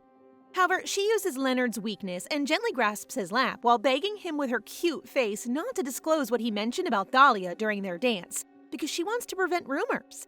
Leonard is trying his best not to gush at Adalisia's charm, and he ultimately agrees with her, making Adalisia give him a warm smile, expressing her gratitude. He then seizes the opportunity to extend an invitation for tea in the future. Sorry, Crown Prince, but I can't ship you with our girl. Following that, as Aceris prepares to leave, he is surprised by Adalisia's unexpected arrival. She firmly grabs his collar and furiously asks about his true intentions and the reason behind his secrecy. However, he just smiles at her, not seeing any problem with it. He playfully points out that she's just as mysterious as he is, keeping her true identity as Justia hidden. The fear on her face is so obvious, and it shocks her that she can't move, leading Aceris to slap her hand away from him. Adalisia tries to stop him from leaving, but he uses his magic to make his exit as quick and smooth as possible, leaving Adalisia feeling powerless. On his way to his destination, he believes that when he shook Dahlia's hand, he felt nothing much, but when he grabbed her, he experienced a strange sensation of his head becoming lighter, and as he expected, Dahlia was the one who prevented Duchess Blueport from going into a frenzy. He smiles as he thinks that one day he will have Dahlia in his hands. And then, just like what he did with Blueport, he will use his divine power to stimulate transcendentals and bring them to a frenzy that will drive the Frederick Empire towards destruction. I knew it! It was him who made Mommy go berserk! 3 years have gone, and our little munchkin has blossomed into a beautiful young woman who is now 16 years old. And a major event has unfolded. Aceris is now the Pope of the Holy Empire. Even in the Ouroboros game, he is destined to become Pope, but this happened faster than expected. In the game, he will overuse his holy power and go mad, but Dahlia believes everything will be alright because, unlike in the story, Aceris is not interested in Adalisia. Sister has grown, which means the big brother has become more charming as well. Dahlia understands as she braids Hikan's long hair that he will turn 19 in 2 days and has yet gone through his magical awakening. Regardless, Dahlia is determined to buy him a gift with the allowance she has saved. Her first option is a fountain pen, so she and Darlene go shopping for one with a sophisticated design. While the owner is looking for the right pen for her, Dahlia hears a familiar voice asking if she plans to give it to Hikan, and is surprised to find a handsome man with black hair. She takes in his entire appearance and immediately recognizes that he is the Emperor. He really looks so young! I need the skincare routine! Afterwards, the Emperor purchases a fountain pen ahead of her and intends to present it to Hikan himself. It appears that the Emperor is looking for you-know-who, his son, who constantly ran away and happened to see Dahlia in a store. After that, the Emperor glances at Dahlia, upset because she hasn't visited him in a year. I like how he never forced Dahlia to see him, though. Anyway, since she isn't able to buy Hikan a gift, the Emperor offers to help her, which she gladly accepts. They are currently walking around looking for shops, but everything she has in mind has been rejected by the Emperor, leaving her exhausted, until she notices a poster of a gramophone. Dahlia smiles, confident that Hikan will like it because he enjoys music, which the Emperor agrees with. But Dahlia becomes dejected when the Emperor mentions that it's a little expensive. Looking down at her purse, the Emperor believes her money is enough to buy the best model, which makes her very happy. Dahlia expresses her gratitude for the Emperor's company, bringing joy to Daddy's heart. He openly admits his enjoyment of their time together, and with a genuine smile, encourages Dahlia to visit him in the palace more frequently. The Emperor approaches the shop's owner as soon as they arrive, while Dahlia is preoccupied with choosing which gramophone to purchase. When the owner finally shows up, he offers Dahlia to buy their newest release for 490 dailons. Much less than Dahlia had anticipated and perfectly within her budget. Well, the Emperor definitely paid for it. After successfully purchasing a gift for Hikan, the Emperor escorts Dahlia back home. Dahlia expresses how much she had fun, prompting the Emperor to request a hug. Without needing to hear his full sentence, Dahlia anticipates his request and responds with a warm smile, embracing him tightly. However, their cute moment is cut short when Hikan arrives, snatches his sister, thanks the Emperor for returning her, and gives a half-hearted invitation that he visit them again. As the Emperor bids farewell, Hikan extends his hand, which our girl joyfully accepts, and the two make their way to their mansion. Well, Dahlia discovers after 2 days that the gramophone was actually 10 times more expensive than she had originally paid. He's spoiling her like a real daughter. I love to be spoiled too. I love their cute relationship. Anyway, Dahlia is now unsure whether her brother would like her gift after learning that the Emperor paid for most of it. But Hikan pats her head and smiles, expressing that he always wanted a gramophone, and thanks her, which relaxes Dahlia and makes her seem very proud. No, can we get a more smiley Hikan, please? They then celebrate his birthday with cake and party hats, making Hikan feel embarrassed yet loving it. Just their little celebration. Cuties.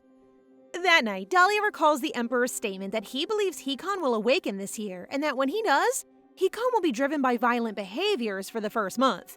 The Emperor notices Dahlia's concern and informed her that all transcendentals must go through it, and that if anything happens, she may simply go to the palace and ask him for assistance, which she gratefully accepts.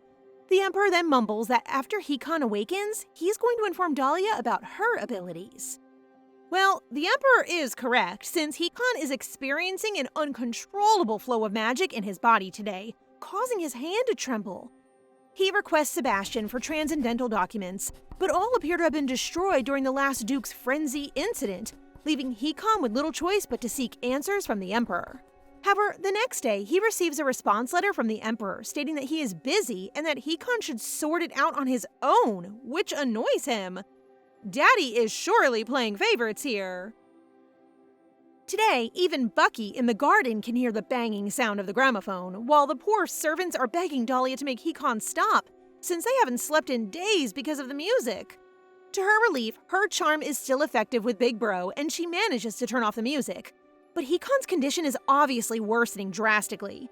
Dahlia has been staying in his office because she is concerned that Hikan may become more violent with his people, as he did today when he lost patience and yelled at Sebastian. Hikan senses Dahlia is shocked, so he tries to calm himself while requesting everyone to leave. Dahlia then recalls the Emperor's instruction that all she needs to do to calm Hikan is offer him a hug full of love, which she is about to do when Hikan stops her, afraid that he may harm her. Don't stop there, go hug your big bro! Today, Dahlia decides to pay the Emperor a visit. It seems like the Emperor is truly busy with matters pertaining to Aceres, but Dahlia is too concerned with her brother to worry about Asterisk. The Emperor explains that a transcendental magical awakening has 3 stages. The first is the pre-awakening, which is what Hikan is currently experiencing and will last 3 weeks. The second is the awakening, in which the transcendental will lose their mind and destroy everything in sight for a week. And the third is stabilization, in which Hikan will gradually relax.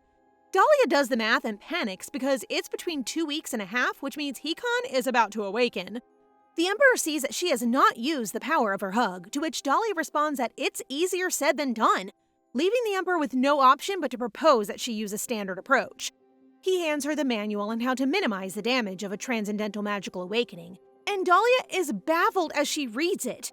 Hide sharp objects, don't let ordinary people meet Hikan, keep another transcendental watch over him, lock him up with just enough food and water until he calms down. Causing her to tremble because it feels like she's reading a manual on how to deal with a monster, which she can't do to her brother. However, the Emperor encourages her not to think that way and offers her a magic scroll alongside a certificate of appointment, stating that she would now act as the Pesteros Duchess for a month, suggesting that she should lay off all of their employees while Sebastian handles all work-related paperwork. Dahlia has just arrived home, wondering what the magic scroll is, when Sebastian greets her. Hikan appears to have already ordered the workers to take a week-long holiday, and Sebastian adds that another magical scroll is in Hikan's drawer in case she needs it. Sebastian then apologizes for leaving her alone, and mentions that no one has ever taught Hikan anything about being transcendental, and even their mother despises him, so he feels relieved that Dahlia is on his side. The next day, Hikan awakens with a severe headache and begins to feel pain all throughout his body, as if the magic within him is about to explode. His mind begins to play tricks on him, telling him that he is disgusted that Dahlia will never be by his side, prompting him to hurl the vase beside him. He then rings his bell, but no staff enters his room, making him even more enraged until Dahlia arrives. Upon frantically stepping outside, Hikan notices that no one is in sight. Dahlia promptly informs him that everyone is on vacation, which confuses Hikan, until Dahlia tells him that it was his order. He can't think straight right now, which makes Dahlia want to console him, but he slaps her hand away and requests that she leave as well. After he says he's going to work, Dahlia gets worried and decides to use the scroll she has under her sleeves, but she is shocked to find that it has already been burned. She can't believe that only a touch from Hikan caused it to happen. This is getting really dangerous. After that, she remembers that Hikan's office contains one more scroll, but it seems unnecessary to bother opening the door as Hikan takes down the entire wall. Things are heating up, and Dahlia is visibly terrified as Hikan gives the impression that he could kill her at any moment. Frantically scanning the room, Dahlia's heart sinks as she lays eyes on the ripped remains of the second scroll. But she is taken aback when she finds herself floating next to Cedric, the second prince. Hand in the pocket, the outfit, and elevating power make him look so extra attractive. He places Dahlia on a couch and states that the Emperor has ordered him to take care of Hikan, and before she can ask for more, he puts her to sleep so he can focus on battling the going berserk Hikan. We need her to hug Hikan, but yes, let's see some transcendental in action. Hikan gives into his thoughts and does what it says, which is to kill Cedric so he can't get Dahlia. Hikan activates a dazzling magic sword while Cedric flies towards him, but is unable to get near him due to the sword, so he immediately breaks it. However, Cedric is surprised when Hikan unleashes another powerful attack, causing him to be pushed back and stumble. This encounter with Hikan makes Cedric realize just how dangerous the situation has become. In that moment, Dahlia awakens and quickly moves towards Hikan, leaving Cedric puzzled as to how his sleeping magic was deactivated. However, Dahlia's desperate cry for her brother serves as a distraction, catching Hikan off guard and allowing Cedric to launch an attack. But before Cedric can do so, Dahlia jumps to hug her brother, forcing Cedric to deploy his powers downward, causing the floor to collapse. Thankfully, he's able to cast a protective spell on the Pesteros siblings just in time, protecting them from serious injury. At the same time, Hikan has regained his composure and apologizes to Dahlia, who is still embracing him and has accused him of being stupid. In response, Hikan returns her embrace while smiling. After that, Cedric returns to the palace and Adalisia rushes to him, noticing his wounds and urging him to have them treated, but he merely claims he is well. After inquiring about the Pesteros siblings, she is relieved to hear that they're both okay. But Adalisia is shocked when Cedric, clearly blushing, confesses to her that he's fallen in love for the first time. Sir, with whom? Hikan? Dahlia? Kindly complete the sentence! Hikan has been unwell since his magical awakening, and Dahlia has been looking after him while he rests in bed. Tonight, she sighs with relief as his temperature has significantly improved.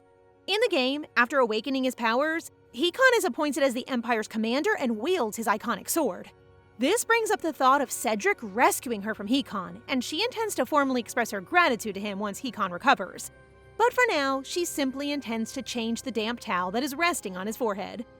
Hikan wakes up and apologizes to Dahlia again, and perhaps due to his condition, he becomes exceptionally sincere and openly expresses his gratitude towards Dahlia for always coming to his rescue, which deeply touches his younger sister's heart. He goes on to admit that he lied when he stated that he didn't like her and apologizes for saying such hurtful things to her. Dahlia, on the other hand, suppresses her tears and just says she can't remember it because it happened so long ago. The way he yeeted her on the floor is still fresh in my mind, so I'm glad he apologized. I bet it bothered him for a long time. Today, Adalisia arrives at the Pesteros mansion, but instead of visiting Dahlia, It appears that she means to meet Duke Hikan. Why is our girl looking so serious? As soon as she faces Hikan, she gets straight to the point and asks for an alliance. Whatever this is about, I might start shipping these two.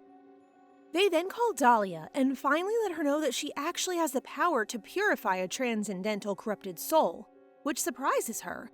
To prove this, Adalisia cites instances where Dahlia used her abilities, such as during Duchess Blueport's frenzy and more recently when her brother Hikan had his magical awakening. After some reflection, Dahlia realizes that both Duke Blueport and Hikan have appeared calmer since their interaction with her. Now that Dahlia understands her power, she can hope for a happy ending for everyone. She can protect Adalisia from the dangerous transcendentals and prevent Hikan's soul from corruption. Dahlia feels a wave of relief wash over her as she comes to this realization, prompting Adalisia and Hikan to provide her with comfort.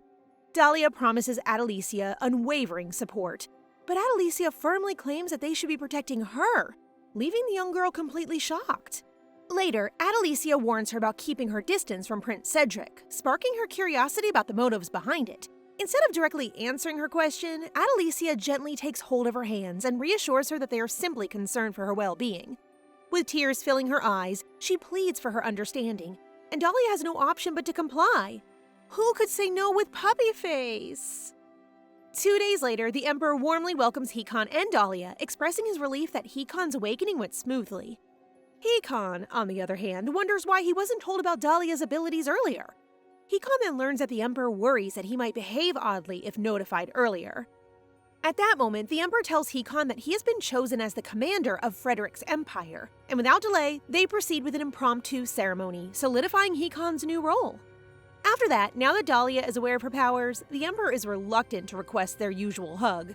This makes her giggle, and she eventually embraces him warmly, recognizing that it is all thanks to him that she and Hikan are safe. Lastly, the Emperor presents her with a gift, gently taps her forehead, blows on it, and suddenly her body is enveloped in a comforting warmth, leaving her pleasantly astonished. The Emperor giggles at her reaction and quickly explains that he cast a spell on her to ensure her power remains hidden, as it is uncertain who she will encounter in the future.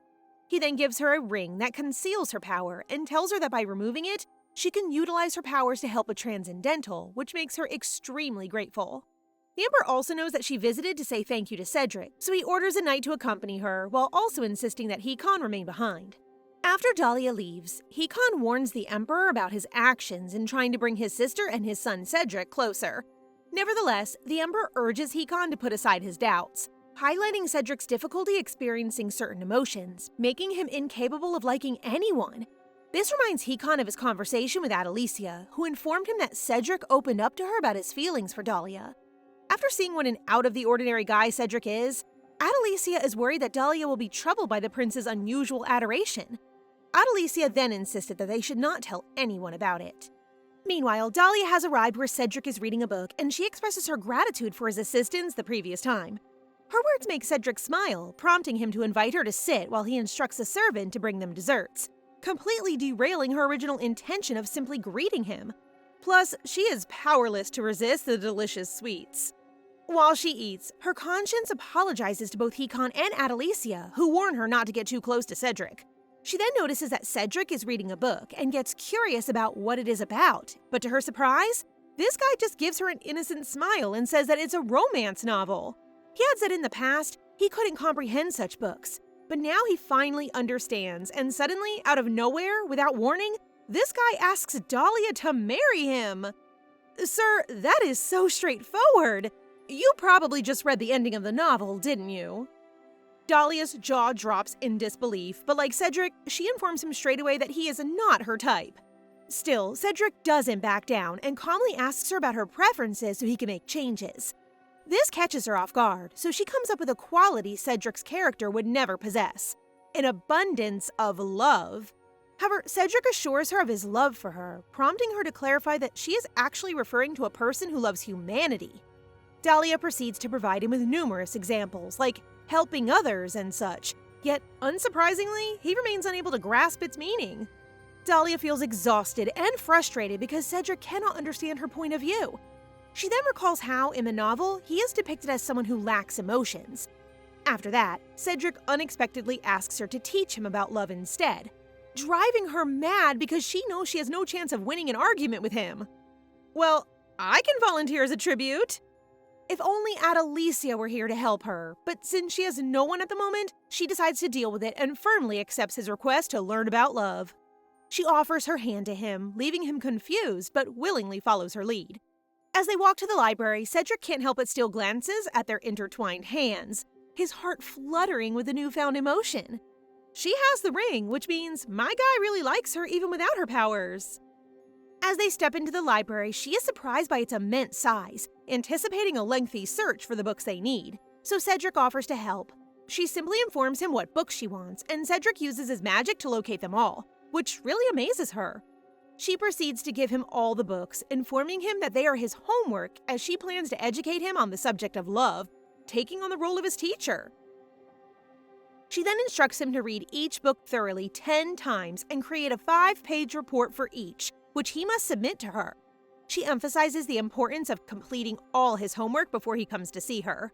Without giving him a chance to respond, she swiftly vanishes, fleeing for her safety.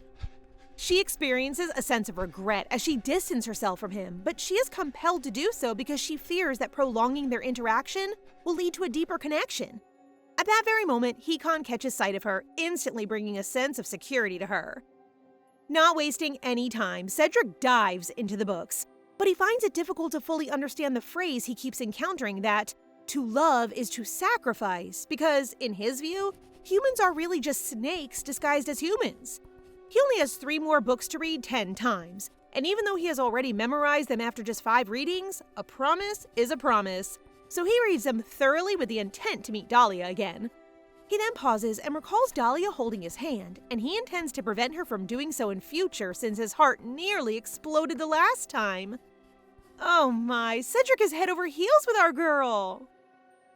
After 4 days, Dahlia receives an Imperial letter from Cedric stating that he has finished drafting reports and that she should come and check them. She stares blankly at the paper, tears it, and screams because she can't believe Cedric completed his homework in 3 days when it should have taken him at least a month. That nonsense homework? Yes, he took it far too seriously. Hikan then enters her room, astonished to see her in such desperate need of help. Dahlia reveals everything to him about the homework she handed Cedric, but Big Bro can only sigh, considering it was her own idea. She truly needs to see Cedric, but Hikan vows he'll do something about it. Look how far we've come, from attempting to escape her brother to now begging him for help. Dahlia arrives at the Imperial Library where Cedric is waiting for her to compliment him since he finished what she asked. She then looks at the table and sees a whole pile of report paper and expresses that she cannot believe he really finished it so quickly, leading Cedric to use his smooth moves, saying that he wants to impress her. Mr. Using your brain to make Dahlia? Scratch that. Make me fall for you is a crime. Dahlia hurriedly uses the papers to shield herself from Cedric's gorgeous face, shortly before she finds out that he actually has nice handwriting. Unfortunately, his reports are a little... To conclude, he stated that humans are trash and that he will need time to absorb the books. His reports are literally crappy. Crappy, but fast, so that's an F for effort. Anyway, Dahlia is now certain that Cedric despises humans, thus she doesn't understand why he likes her, considering her power shouldn't be working on him due to the ring. Well, instead of giving it any thought, she asks why he likes her right away, which surprised Cedric. He decides to confess, but this is interrupted when Baron Wales shows up. Dahlia recognizes the Baron as the author of the book, and Hikan appears to have invited him to ensure Dahlia is not alone with the prince. After she talks Cedric into listening to the author, he agrees, but Dahlia later comes to regret her decision because she's going nuts and is so sleepy from his lectures.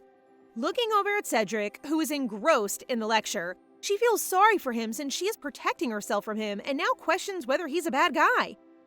Dahlia finally gives in and drifts off to sleep while Cedric creates a magic cushion for her.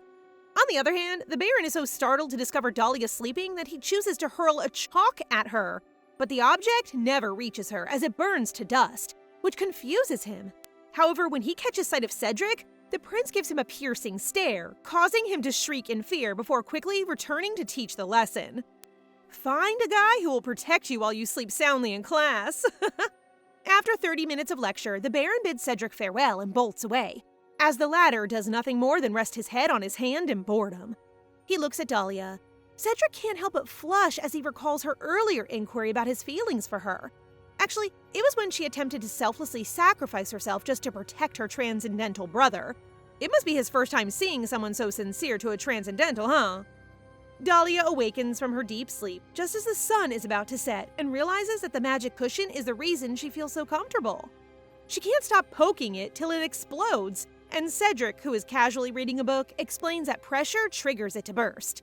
He rises from his seat and honestly asks if she feels uneasy in his presence, leaving Dahlia at a loss for words. This prompts Cedric to apologize, and while getting closer, he promises with a warm smile that he will strive to become someone she can feel at ease with. Dahlia couldn't meet his gaze, her cheeks flushing as Cedric asked if he could see her again.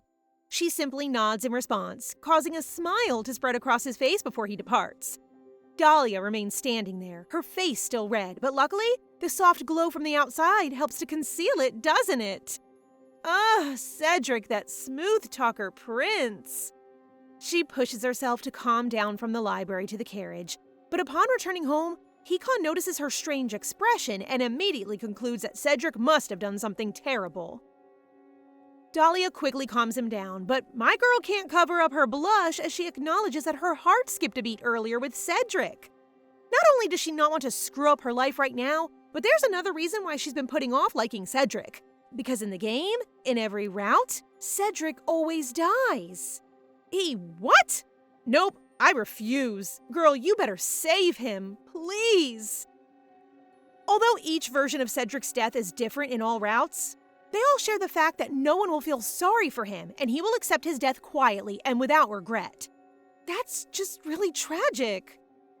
Well, enough with the depressing details. Dahlia is currently lying on her bed, ready to drift off to sleep when Hikan walks in, gets a chair, and settles down beside her. Cedric appears to have been bothering Big Bro and intends to file a formal complaint to the palace, since he feels the prince did something to her, which causes Dahlia to panic. She quickly uses her power hug while patting Hikan's back, and just like that, his head immediately clears up. So Hikan decides to rethink his plan and will only reconsider if Dahlia tells him all that happened today. She takes her time explaining everything to him and smiles, asking whether he's now feeling reassured, to which Hikan nods. Hikan appears to have more plans for tonight than just knowing what happened with Cedric, as he shows her a picture book that he wants to read to her. Despite Dahlia's lack of interest, Hikan proceeds to read the storybook to her, and though Dahlia considers the story to be overly predictable, she takes comfort in her brother's calming voice. She lightly closes her eyes, her heart filled with joy as she holds Hikan's finger and drifts off into a peaceful sleep. Hikan has probably never been read to sleep, and Dahlia has never held their mother's hand while sleeping. No, they're really feeling their parents' shortcomings. After tucking her in, Hikan pays Adalisia a late-night visit to discuss how to separate Dahlia from Cedric, as he believes being with a prince with no human conscience is dangerous, to which Adalisia readily agrees and devises a solution. These two are merely organizing their own love affair, cuties. Anyway, I'm crossing my fingers that they'll see what a wonderful boy Cedric is. After a restful night's sleep, Dahlia is filled with energy and ready to eat breakfast when she notices that Hikan is still in the dining room, not working. She then learns that Hikan is on a 1-month work leave, which allows him to go on a trip with Adalisia. Oh, so this is their plan. Hikan has already outlined the areas they own on the map, so Dahlia just has to pick which place she wants to go. But our girl is still reeling from the shock and realizes that her big bro is trying to keep her apart from Cedric. Still game for a good time, she starts scanning the map and tells Hikan that a beachside getaway would be perfect, leading Hikan to present her with 3 options: Vesta, Alstein, and Canon. Hearing the word Canon reminds Dahlia that it is Adalisia's hometown, thus it is definitely a no, as it may bring up unpleasant memories for Adalisia. She next checks Vesta, but the sound of it makes her uneasy. But before she can cross it out on the list, Hikan suggests that they go there because the Emperor has also ordered him to carry out something someplace in that area, so she has no choice but to accept it. Bad vibes mean a bad place. The weather is perfect for their vacation, however, our lovely assassin is suffering with motion sickness, so she's looking pale. Dahlia expresses her regret for picking such a far location, but Adalisia assures her with a sincere smile that she's alright. Adalisia then looks outside the carriage and notifies Dahlia that they can see the ocean, prompting Dahlia to open the window, enjoying the sea breeze, and gets thrilled for an entire month of fun coming. They always say that right before anything horrible happens. Meanwhile, back at the castle, Cedric is unable to concentrate on work because Dahlia has left for a vacation 2 days already, and he worries that a month apart might cause Dahlia to forget about him. Just then, he receives a letter from Dahlia apologizing for not notifying him about her vacation, and she inquires about his love studies. I like how she made time to write him a letter. She then details some other books that he can read and claims that she too will begin writing book reports, and she thinks it'll be fun to read each other's reports the next time they meet. Dahlia clarifies in the letter that he doesn't have to learn how to love everyone, but she hopes he will discover the meaning of love so it will bring more joy into his life. Reading her message made Cedric's cheeks flush uncontrollably. He's so cute and completely smitten with our girl. Back to our girl, Dahlia is overjoyed when she realizes how nice their villa is. After Adalisia takes a short nap, Dahlia goes to her room where she is ecstatic to find a terrace overlooking the glittering silver sand and the ocean. Hikan then appears, placing not one but 2 scarves over Dahlia's shoulders, but she removes the other to wrap it around him, regardless of how it appears to be too small for him. Cutie. He then mentions that they have a dinner invitation from Count Williams, who lives nearby, and that since Adalisia is still sick, he believes it is better to let her rest and advise the servants to prepare her light meal. Dahlia finds this amusing and lets out a giggle praising his kindness, causing Hikan to become red in the face and saying everyone would act in this way. Oh, is Big Bro liking Adalisia after all that planning? Cuties. That night, Count Williams greets them warmly and offers them a tour of his gallery to pass the time until their dinner. The siblings look around, but one painting catches her eye because it does not appear sophisticated in any way. So the Count explains that it was created by the children who lost their parents in the recent landslide, and that he has been funding the kids since then. Dahlia praises him for being such a nice person, but the Count says he lacks in comparison to the Viscount, who is full of compassion and is currently caring for the children. The Count also mentions that the Viscount would join them for dinner, which intrigues our girl. They are now enjoying supper with the other nobles, and Dahlia's nervousness quickly disappears since everyone looks so inviting, making the environment more comfortable. Then, one noble asks the Count where the children he is sponsoring are currently residing, and the Viscount responds that it is in a chapel by the sea. His name is Asher Pendleton, and I was not expecting him to appear that pale and sketchy. The nobles begin volunteering to watch over the children, and they all resolve to visit them tomorrow, including Dahlia and Hikan, who has no choice since he needs to keep his little sis safe.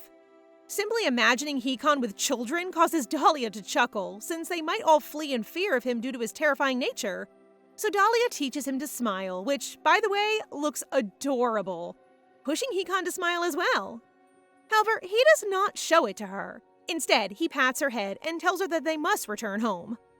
I love it when they both smile.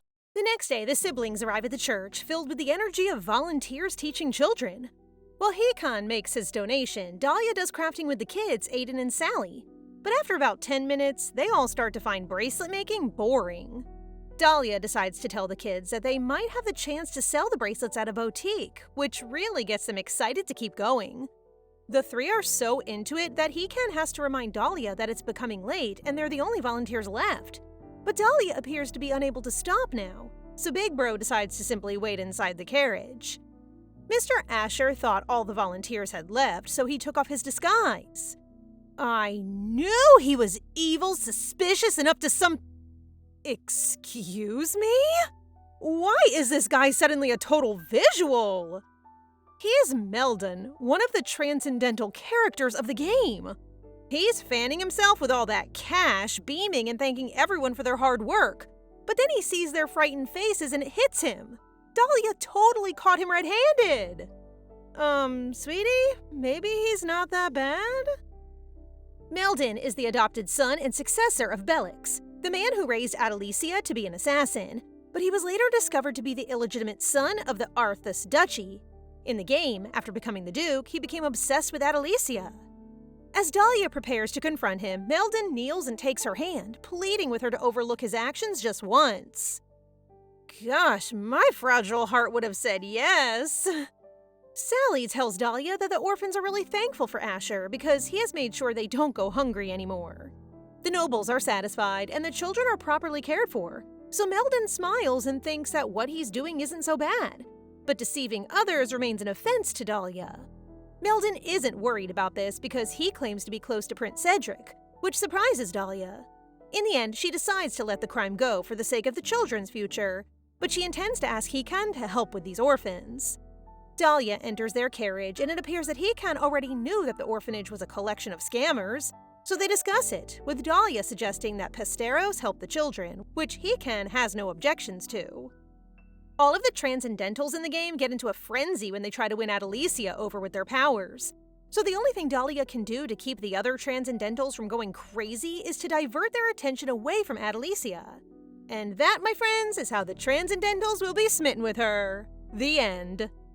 That evening, Adalisia wakes up feeling way better when she spots a cute handmade bracelet from Dahlia on her side table, filling her with warmth inside. She checks on Dahlia and feels relieved seeing her peacefully asleep. But then, the gun in her hand sparks a wave of anxiety. What if Dahlia turns away when she finds out the truth about her being an assassin? Anyway, now that Adalisia is okay, Dahlia drags her and Hikan to join her for sightseeing, food trips, and beach time. What an adorable little family! The author is hinting that Adalisia and Hikan are the endgame, right? Fingers crossed! 3 weeks have gone by, and today Dahlia gets this lovely letter from Cedric that smells like his cologne, along with a protective quartz that can take out enemies. Dahlia sends a reply letter along with a bottle of Vesta's sand and adds a little PS at the end, if he's heard of Asher Pendleton. The three head over to the night market, and Dahlia is thrilled to spot a shooting game in this world. The vendor shares that if they manage to hit all 20 targets with just 20 bullets, they'll be rewarded with an amazing, ultra-luxurious, limited edition snack set from Vesta. However, if they hit 18 to 19 targets, they'll get a cute little sheep stuffed toy instead. Dahlia really wants the snack set, but this game seems super tough. Sweetheart, you have someone who can. He can. He gets into serious mode, ties back his hair, and grabs the toy gun. Now that's the snack set I want. Anyway, he hits all the targets but misses the last one, obviously because of the owner's trickery. He receives the tiny toy, and Dahlia has never seen him looking so dazed like he is now. Cute. Don't sleep on Adalisia. She jumps in and in a flash nails every single target so quickly that the owner can't even perform his tricks. And just like that, we've got a winner. Oh, Adalisia, the woman you are! She enthusiastically gives Dahlia the snack set, but Hikan questions why she's so good with a gun. Dahlia understands that Adalisia is reluctant to share her past, so she chooses to divert their attention by expressing her excitement about sharing the snack set, while Hikan remains completely serious. He says that he's never encountered a noble lady with her skills, prompting her to smile and explain that the Emperor taught her a bit, which he decides to agree with. Dahlia has just 1 week of vacation, and she's excited to attend the Vesta Folk Festival, where everyone gets to wear a mask. Dahlia will be wearing a bunny mask, but she feels a bit let down after finding out that Hikan won't be able to join her and Adalisia because of work. Hikan's feeling bad about it and is all shy, saying sorry. Adalisia has her hair tied up and is rocking a stylish black outfit since she's planning to ride a horse, just to avoid any chance of getting motion sickness again. As they arrive at the festival, Adalisia excitedly grabs a mirror from a shop so Dahlia can see how adorable she looks in that super cute mask. Adalisia suddenly feels uneasy and quickly scans the area for anything unusual. To stay close, she decides to hold hands with Dahlia, ensuring they won't lose each other in the bustling crowd. Well, there's this strange guy hanging out in an alley, mumbling about how everything is for the Holy Empire and Acerus.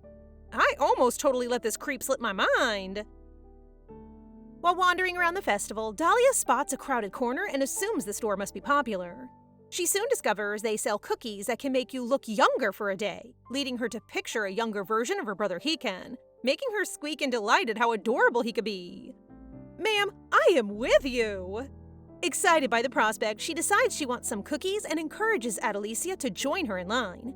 However, she is surprised to find Meldon supervising the cookie corner, which leads her to wonder why he is still at Vesta after promising to leave. Panic sets in as she fears that if Adalisia encounters Meldon, she might end up taking his route just like in the game. Realizing she must prevent a meeting between Adalisia and Meldon, Dahlia quickly asks Adalisia to buy some ingredients from the store located across from Meldon's cookie corner. Dahlia then prepares to approach Meldon, who appears equally astonished to see her. She demands to know why he is still there and if he's running another scam. Meldon quickly assures her that his business is legit and even offers her some cookies for free, causing her to pause and consider before accepting. At that point, Adalisia calls out to her, prompting Dahlia and Meldon to divert their attention to Adalisia, who stands quickly and greets her with a smirk. There is definitely tension between the two because when a customer tries to remind Adalisia that there's a long line behind her, she shoots a look that makes everyone else back off. We all know that Meldon's adoptive father is the one who turned Adalisia into the assassin she is today, right? In the original game, Adalisia doesn't want to meet Meldon because he reminds her painfully of her past. Adalisia warns Dahlia to be wary of strangers, which leads Meldon to bite back as he asks Dahlia if she knows Adalisia's true identity. Adalisia gives a strong warning to Meldon to shut up, but he persists in attempting to reveal her true identity, prompting Dahlia to scream for him to stop. Dahlia then tells Meldon to not be rude, since Adalisia is her lady-in-waiting, and thankfully, this guy swiftly apologizes. Before leaving, Dahlia expresses her hope that she will not catch him scamming people again, to which he readily agrees. After walking for a while, Adalisia shyly apologizes to Dahlia, and Dahlia responds with a sweet smile, assuring her that everything is fine. However, she silently hopes that one day, Adalisia will be honest with her. Dahlia gently squeezed Adalisia's hand, reassuring her that regardless of the circumstances, Adalisia is still Adalisia. This gesture made Adalisia flinch, yet she squeezed Dahlia's hand back in response.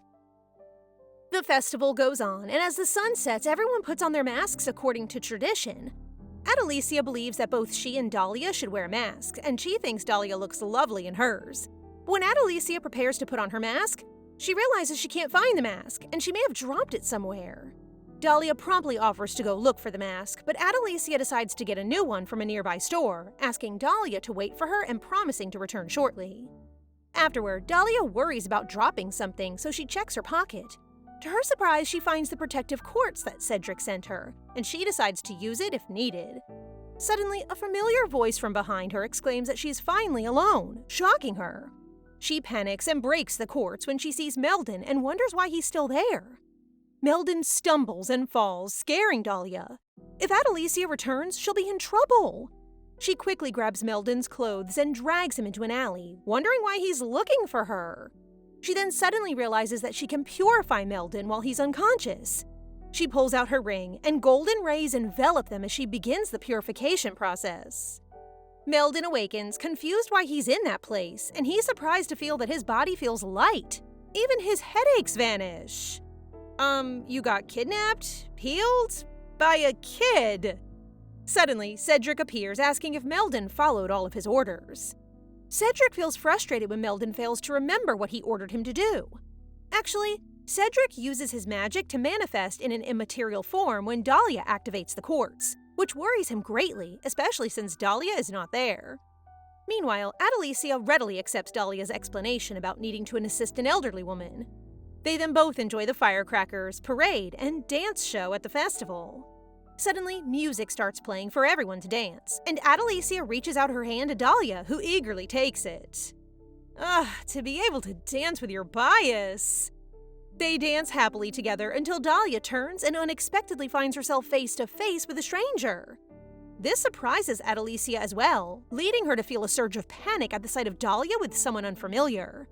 However, since the song requires frequent changes in dance partners, Dahlia simply goes with the flow. Next, Dahlia's partner is a little gentleman, and to her surprise, the young man leaves a small note on her hand before waving goodbye and wishing her good health. She then recognizes Aiden's voice and quickly reads the note from Meldon, who was apologizing for his disrespect that day. Despite their complicated relationship, he doesn't want things to worsen with her lady-in-waiting. He also points out the protective quartz included in the note and emphasizes that the magic powder he's selling really works. After that, Dahlia thinks that maybe Meldon really isn't such a bad person after all. While she's still lost in thought, someone asks her to dance, and to her surprise, it's her brother Hikan who stands before her, despite having said he couldn't come because of work. They happily dance together, and when the song ends, Hikan informs her that he's going to leave Vesta the next day. Dahlia is taken aback when Hikan hands her a warp portal, and she expresses her concerns, asking how she could possibly use it knowing there's a 1% chance it might only transport half of her body. She asks if she can join him on his trip back to the capital, and when he tells her she can't, she chooses to accept it without any fuss. However, she does mention that she will never use the warp. Hikan gently pats Dahlia's head while apologizing, reminding her to be extra careful as he reveals that Pope Aceres is after her. Speaking of that guy, he has overused his power and his headache is worsening. Because he is a commoner and a foreigner, he had little choice but to use his healing abilities to cure people in order to become Pope, earning him the title Apostle of God. He has not fully taken control of the Holy Empire, and he is concerned that his body might not hold up for much longer. One of his men arrives and informs him that they have located Dahlia, which provides him great relief. He needs her power, but because she comes from one of the great ducal houses, he tries to be careful and cautious with his plans. Can I just say that he looks good with that short hair? But no, don't go near our Dahlia! Actually, on the day Hikan requested the Emperor's permission to go on vacation, the Emperor thought it was excellent timing, which confuses Hikan. The Emperor stated that some rats from the Holy Empire had penetrated the Frederick Empire. For context, the Holy Empire is roughly 70% the size of the Frederick Empire, and these two nations have been in conflict for years. The Emperor has assessed the Holy Empire's movements, and they appear to be after Dahlia, which surprises Hikan. The Emperor thinks that Aceres has discovered Dahlia's power and is now trying to get his hands on her. But of course, he is determined to stop him and swears to catch every single rat in his empire. With that in mind, he instructed Hikan to take Dahlia somewhere far for a month, which is why they are now at Vesta, and he's also assigned him another task. Now back to the present, Hikan has completed all the tasks assigned by the Emperor, and the final step to ensure their plan's success is for him to return to the Empire. He truly wants to be with his sister, but seeing her smile right now inspires him to work hard to keep that joy alive. So that night, he decides to leave Vesta. Somebody will abduct her, won't they? Or, is Hikan gonna get in trouble? The next morning, Dahlia wakes up feeling a little lonely since Hikan has already left. Her thoughts then drift to Aceres, and she can't help but worry that she might have become that noodle guy's new obsession. In the game, after Aceres' soul falls into corruption, he imprisons Adalisia and shows his cruelty by slaying the chef if she refuses to eat, and the seamstress when she won't wear the dresses he bought for her. Dahlia knows just how wicked Aceres can be, so she can't allow herself to be taken to the Holy Empire, or that'll totally be her future. She receives another of Cedric's letters, and aww, our maturing baby girl loves how it smells like his fragrance. Cedric writes in the letter that he misses her and confirms that he knows Asher but urges her not to approach that weirdo. Cedric also attached a present, but the letter is so smudged that Dahlia can't read what it is for, so she asks Adalisia what the small red ball is. She learns that it is a magic ball, several times more expensive than the protective quartz, and that its red color indicates that it is imbued with killing magic.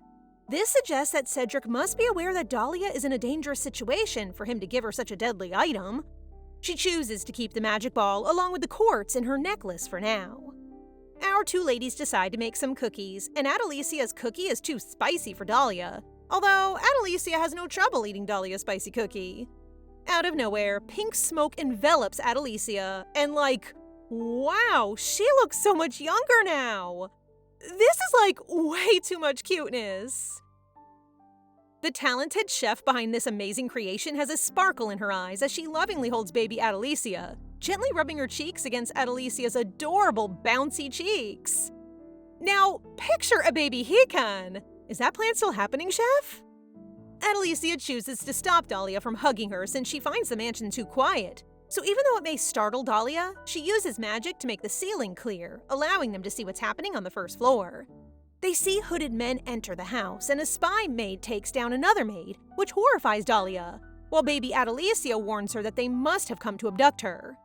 Dahlia hastily breaks the crystal she received from Meldon, hoping it will send him a signal, while Adalisia smiles and assures her that she will protect her even if it means her death. Dahlia quickly wraps her arms around Adalisia, gently urging her to refrain from saying such sad things like sacrificing herself, because she's her precious friend. Adalisia is taken by surprise and presses her lips together, trying to hold back her tears. But then she chooses to be more open and admits that she actually lied about her true self. Her face looks so flushed and desperate as she asks Dahlia if she can keep liking her. When Dahlia gives her the brightest smile and says yes, Adalisia smiles in relief and says that once they get out of here safely, she will tell her everything, but for now, it's time to protect her.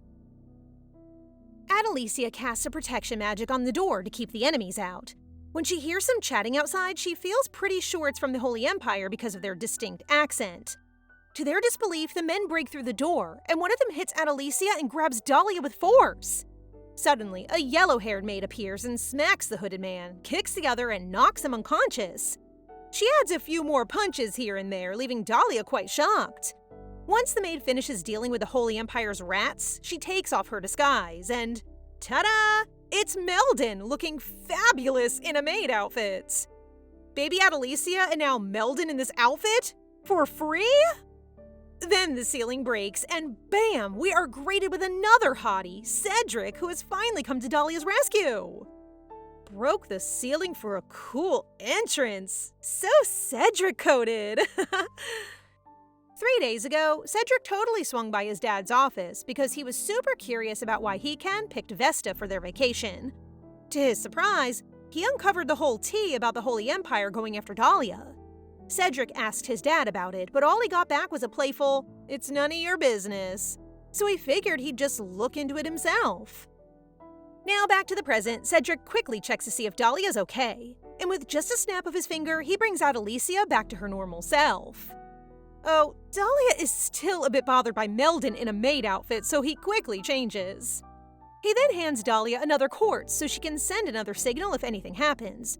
But Cedric quickly snatches it away from her, clearly feeling a bit jealous. Just then, Adalisia lets everyone know that one of the hooded men has awakened. The hooded man grabs a glowing parchment, and when they realize that it is a warp portal, Meldon quickly pulls Dahlia closer and covers her eyes with his hands.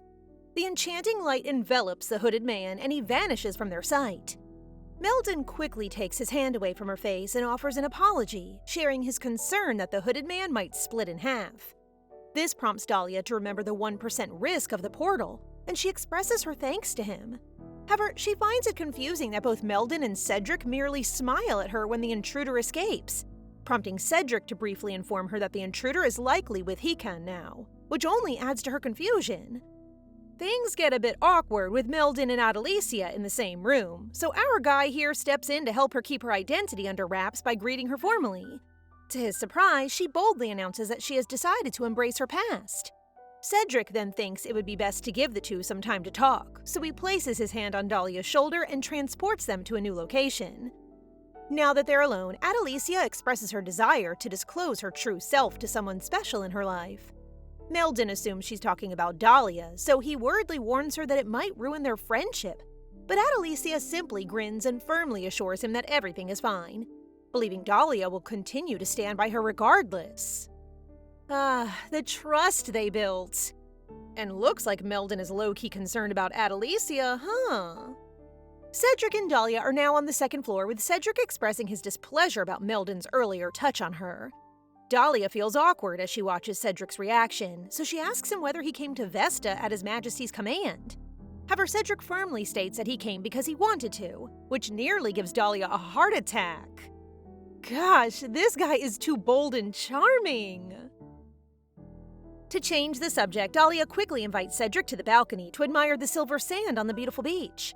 Seeing the view, she asks him if he thinks it's pretty, but Cedric's attention is entirely on her, leading him to agree that it is indeed lovely. Classic. Suddenly, Cedric hands her 5 protective quartz crystals and mentions that the item Meldon attempted to give her is also one of his creations. He points out that if she ever needs help, she can just break the item to let him know, and he'll be way more helpful than Meldon, which leaves Dahlia totally speechless. Cedric moves closer to her and asks if she wants to start as friends. She grins and agrees, stating that she already considers him a friend. Cedric smiles back, thanks her, and since they're friends, he can now visit her house, just like Adalisia does, making her believe she has made another mistake. Seizing any opportunity.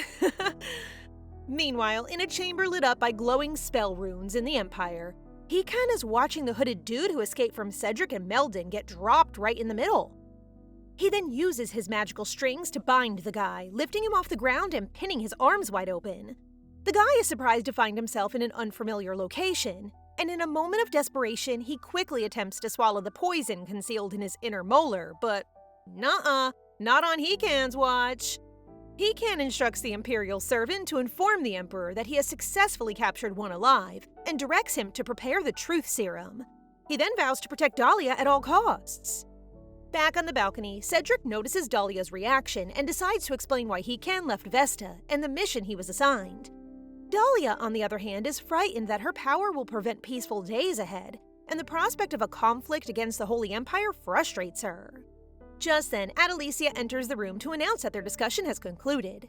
Cedric then suggests to Dahlia that they should return together to the capital, prompting Meldon to express his desire to join them, but Cedric firmly refuses, leaving him without any choice. Meldon tells Dahlia to extend her hand, which she does reluctantly, and a glowing tattoo appears on her wrist when he touches it. He then explains that tapping the tattoo twice will make it disappear, and tapping it twice again will make it reappear. Meldon then taps his wrist to show her his matching tattoo, and adds that if she ever finds herself in a situation where she cannot use her name, revealing the tattoo will earn her respect from others. Despite her confusion, Dahlia thanks Meldon, who states that he's giving her the tattoo because he likes her, before leaving. 1 month has flown by, and Hikan is already waiting outside their mansion to hurry when Dahlia's carriage arrives to see if she's harmed or not. When he confirms that she is fine, he breathes a sigh of relief as his hand continues to tremble. He apologizes for putting her in such a dangerous situation, but as he kneels before her, he assures her that she doesn't have to worry about anything because she has him by her side, almost making Dahlia cry. She is now taking a bubble bath and reliving the comforting words her brother said. She meant to escape 3 years ago, but now the mansion feels like home. With that in mind, she vows to herself to be strong for the people she loves. Dahlia receives a letter from Cedric again today, prompting a glare from Big Bro and a nervous laugh from her. A year has passed since her vacation in Vesta, but Dahlia and Cedric are still happily exchanging letters. I'm really enjoying the slow burn. Following the events in Vesta, Dahlia begins learning swordsmanship from Hikan, self-defense from Adalisia, and magic from Cedric. But all her teachers totally don't get what it's like to teach a total newbie, so everything feels way too hard for her, and now she just wants to give up. After a few days, Dahlia goes to the Imperial Palace for her love lessons with Cedric, and she's really thrilled since she believes he's improved. After all, they've been studying for half a year. But it appears that this guy is completely hopeless, and she declares it is useless for them to continue their lessons, making him look quite sad. No, baby boy, she isn't giving up on you. Instead, she wants them to take a different approach. They visit Blue Glory, the orphanage that the Pesteros sponsors, and yes, Aiden, Sally, and the rest of the kids are all there, and they are overjoyed to see our charming prince. It looks like this will be his training ground. What a great time it is for some crafting. Dahlia is excited to create something with them and cheer on the prince that he takes care of the kids too. Everything looks new to him. The kids are having fun and Dahlia is beaming ear to ear, so he decides to join in too, but he ends up giving an honest critique of how awful the poor boy's tank creation is. The child tears up and Cedric goes, "Why are you crying?" prompting Dahlia to jump in and praise the child's creativity. Dahlia spends time conversing with the other kids when Cedric observes one child alone in the corner. The boy just tells Ced to leave him since he knows that all nobles like to feel superior while looking down on them. Ced is concerned that if Dahlia sees one lonely child, she would be unhappy as well, so he compliments the boy, claiming that he must be the smartest of the children, and offers him his gold uniform button as a gift, which makes the boy excited and happy. Ced pats his head just as Dahlia looks at him, and he motions, "Ta-da! I'm friends with this kid!" which makes her very happy. Ced closes the day by thanking Dahlia for her lessons and blushingly expressing how delighted he is to be spending more time together. He promises to do his best to understand love, so he asks her not to abandon him, which confuses her and prompts her to swiftly say yes. The two then exchange smiles, and gosh, they are serving looks! The next day, Dahlia takes Cedric to see a play about a family's love. But honestly, Ced just finds it boring. He understands that he needs to show his growth, as he worries that Dahlia's kindness might fade and their lessons could come to a close. The play has wrapped up, and as part of the story, teacher Dahlia wonders what Cedric will do if a family member becomes a criminal. She says that if Hikan becomes one and she sees that he regrets it, she will not reject him. Cedric's situation is somewhat special in that he has a criminal family member, his aunt, Beord Merson. Dahlia gets uneasy when she hears that name and quickly decides to return home since she recalls a crucial plot point in the game in which Beord left the Frederick Empire and teamed up with Aceres. Beord is the transcendent of the Mersane family, one of the 4 great duchies, and the older sister of the Empire's empress, Siord. Oh, and her power is nullification, which erases all magic and magic-related skills. Okay, why did she betray the Empire? It all began 20 years ago when Siord was 14 and the Emperor's fiancé. She was concerned that because Alex is transcendental, he would remain youthful for a long time, whilst she would age. Siord joyously told Beord one day that she had received a potion from a fortune teller that might keep her young forever. But Beord thought her sister was crazy for believing in such a potion, so she grabbed it and drank it all. To Beord's horror, she discovered that no matter how many years passed, her appearance remained constant, implying that the potion was real. She couldn't use her nullification power because her powers hadn't yet awakened at the time, and after awakening, her mind became corrupted and she committed violence, so she couldn't stay in the palace. Beord entered the underworld and began to search ceaselessly for the fortune teller, where she came across Aceres, who offered to lift her curse if she went to the Holy Empire. They worked together and used their combined strength to bring down the Frederick Empire. Given the timeline, Beord must still be in the underworld and has not met Aceres, so Dahlia intends to find the fortune teller and stop her from joining the Holy Empire. She asks for Cedric's help, and it appears that this guy knows the way to the underworld, so he's willing to go with her. However, she expresses her plan to handle it on her own, which he totally respects. Still, knowing the risks involved, he offers her a guide and bodyguard named Wayne. He also gives her some quartz that can change her hair and eye color, so off she goes. I love how Cedric isn't forcing himself on our girl, but still tries to help her. It's already late when Dahlia and Wayne finish their business, and yay! It's a success! They found the fortune teller! When she gets home, her soul almost leaves her body when she sees her terrifying brother asking if she visited Cedric again. He sighs and says she's already 17, so she can spend her time as she wants, but he hopes she comes home early whenever possible. He then pats her head, stating he is not angry, prompting her to hug him with the excuse that she is only purifying him, which makes him smile. I also really love Hikan's character. He's not that super clingy brother who has to be around their sister all the time. Dahlia received a letter from Wayne today because she requested that he find Beord, which he did. They decide to meet at the same location, but she arrives a little early when someone purposely hits her, knocking her to the ground. It is a kid trying to take her bag, but she fights hard to save it because it contains the things she prepared for Beord. She must not lose it, but she is struggling, which causes her to remember the mark Meldon gave her, so she taps her wrist and reveals it to the boy. When the kid sees it, he immediately kneels, apologizes, returns her bag, and even offers his life savings, which Dahlia finds surprising given how effective the mark is. Seriously, how influential and powerful is Meldon, though? Wayne then shows up and apologizes for not arriving sooner. Once he makes sure she's okay, he intends to turn the kid over to the authorities, but she holds him back, wanting to give the kid a chance this time because she sees the orphans in him. Returning to their mission, Wayne reveals that Beord is now earning from activities that are neither illegal nor legal. To meet her, he set up a meeting under the pretense that they would propose a deal. She's grateful for his assistance and cutely reminds him that they must keep this a secret from the prince. After that, she puts on her disguise and they leave for Beord's office. Wayne certainly has that typical background character style, but the author gives him a special role and I'm here for it. When they arrive, they witness an outraged noble leave Beord's office because she declined his offer.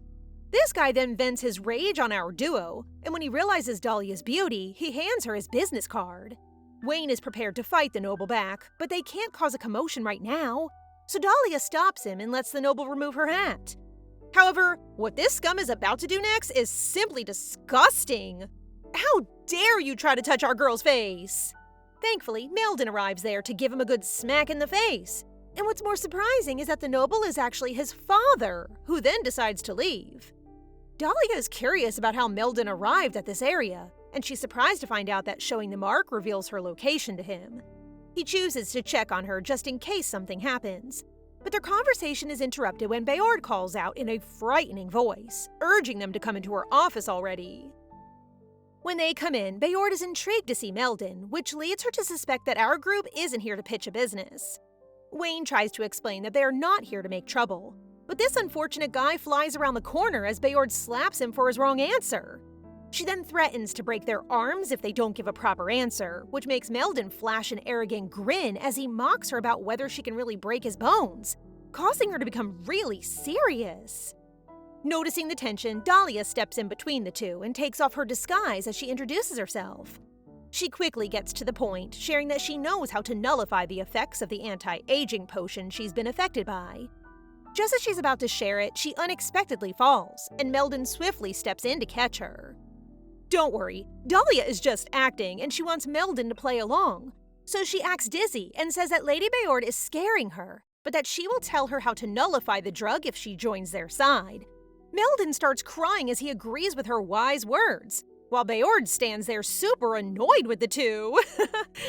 Bayard screams about how ridiculous they are right now, but our two continue with their Oscar-awarding act. Suddenly, Siord's face appears in Bayard's consciousness, and she surprisingly gives up, saying that she will join their side if it is necessary to be cured. Dahlia quickly approaches Bayard and shows her the paper, explaining that in order to nullify the potion, she must conduct 100 good deeds, and that she will need someone to confirm she did it, which will be her. Is this really the cure? There is dead silence in the room before Bayard kicks the bench and storms out, which Dahlia understands given Bayard's circumstances. Doing good actions must be really difficult. Wayne steps out of the room to give Dahlia some time to chat with Meldon. She starts by expressing her gratitude for always being saved by him, and then she inquires about the noble from earlier. He confirms that it is indeed his father, but he adds that his father refuses to acknowledge him as his son or a member of House Artus. Dahlia mentions that as a transcendent, Meldon holds significant importance in the country, and if the other three houses, Mersane, Blueport, and Pesteros, recognize him, he will be able to join House Artus without any issues. She also mentions that a transcendent has a better chance of becoming the head of the house, but Meldon just shrugs off the idea. Having lived a life completely different from that of a noble, he feels he can never attain such a title. In a heartbeat, Dahlia confidently declares that he can do it, catching him off guard, and then he smiles. Suddenly, the door swings open, with Bayard looking annoyed as she announces that she will take on those 100 good deeds. Dahlia thinks it would be a good idea for Bayard to head back to House Mersane, and this brings back memories of her sister for Bayard. She chooses to follow through with her words and asserts that it now counts as one good deed, which Dahlia happily agrees with. They then shake hands to show they're working together. But oh no, Dahlia's ring loses its power! This makes Bayard wonder who Dahlia really is, while Meldon starts to get curious about what's happening. Dahlia can't reveal her power to Meldon, so she hugs Bayard to distract him, which leads Bayard to realize that she's concealing her strange ability. Bayard swears to keep it a secret, but wants Dahlia to consider it her second good deed, which Dahlia accepts. Whew, safe! But isn't that blackmail? LOL. Dahlia heads to inform the Emperor that her ring was broken by Bayard's nullification power, and because Bayard promises to keep it a secret, the Emperor assures her that she can rely on her word. Daddy then creates a new ring version 2.0, which will not break if she comes in contact with Bayard. Dahlia praises the Emperor with a wide smile, which makes her future father-in-law smile back cutely. She then pays a visit to Cedric in the palace garden to thank him for his assistance in finding the person she's looking for, and Cedric simply smiles affectionately at her. Like father, like son indeed. He doesn't question how she was able to bring his aunt back, but he compliments her because being able to return a transcendent to the ducal house is a huge win for the Empire, making her all shy. Cedric then invites her to his birthday ball and asks if she may be his partner, which makes her feel fuzzy because she knows how much he dislikes crowds. And now he's hosting a ball. This causes her to wonder if he's doing this because he wants to be with her. She is finally recognizing our guy's sincerity. She agrees to become his partner, and his relieved smile along with his flushing cheeks melts my heart. Dahlia shares this news with Adalisia, and she's taken aback when Adalisia asks if she can have Hikan as her partner. Like, Is Adalisia low-key crushing on her brother or what? But sorry guys, Adalisia really just prefers to be with Hikan instead of being Prince Leonard's partner. When Dahlia informs Hikan that Cedric would be her partner for the ball, he simply says that he was expecting her to go with someone else someday, which amazes her because he accepts it so readily. However, this includes a lecture on how the prince lacks humanity, which makes her ears bleed, and it also implies that Big Bro still does not trust Cedric. Our little princess is really maturing. Check out her dress with that open back style. It's showing off her flawless back. She and Adalisia had a wonderful time while hunting for dresses together. And this is what they ended up snagging, which is super exciting for her. Dahlia arrives in the palace's reception room, waiting for Cedric. And when he arrives, she can't help but remark how charming he appears.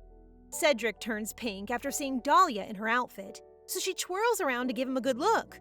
But he can't look at her straight until he can't take it anymore.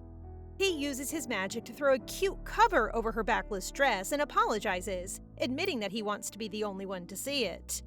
Dahlia chooses to let him be, and Cedric expresses his gratitude before kneeling and offering her a stunning crimson necklace. Why are these two taking it to the next level? I'm not yet prepared! His mom prepared the necklace to express her appreciation to Dahlia for convincing Bayard to come home.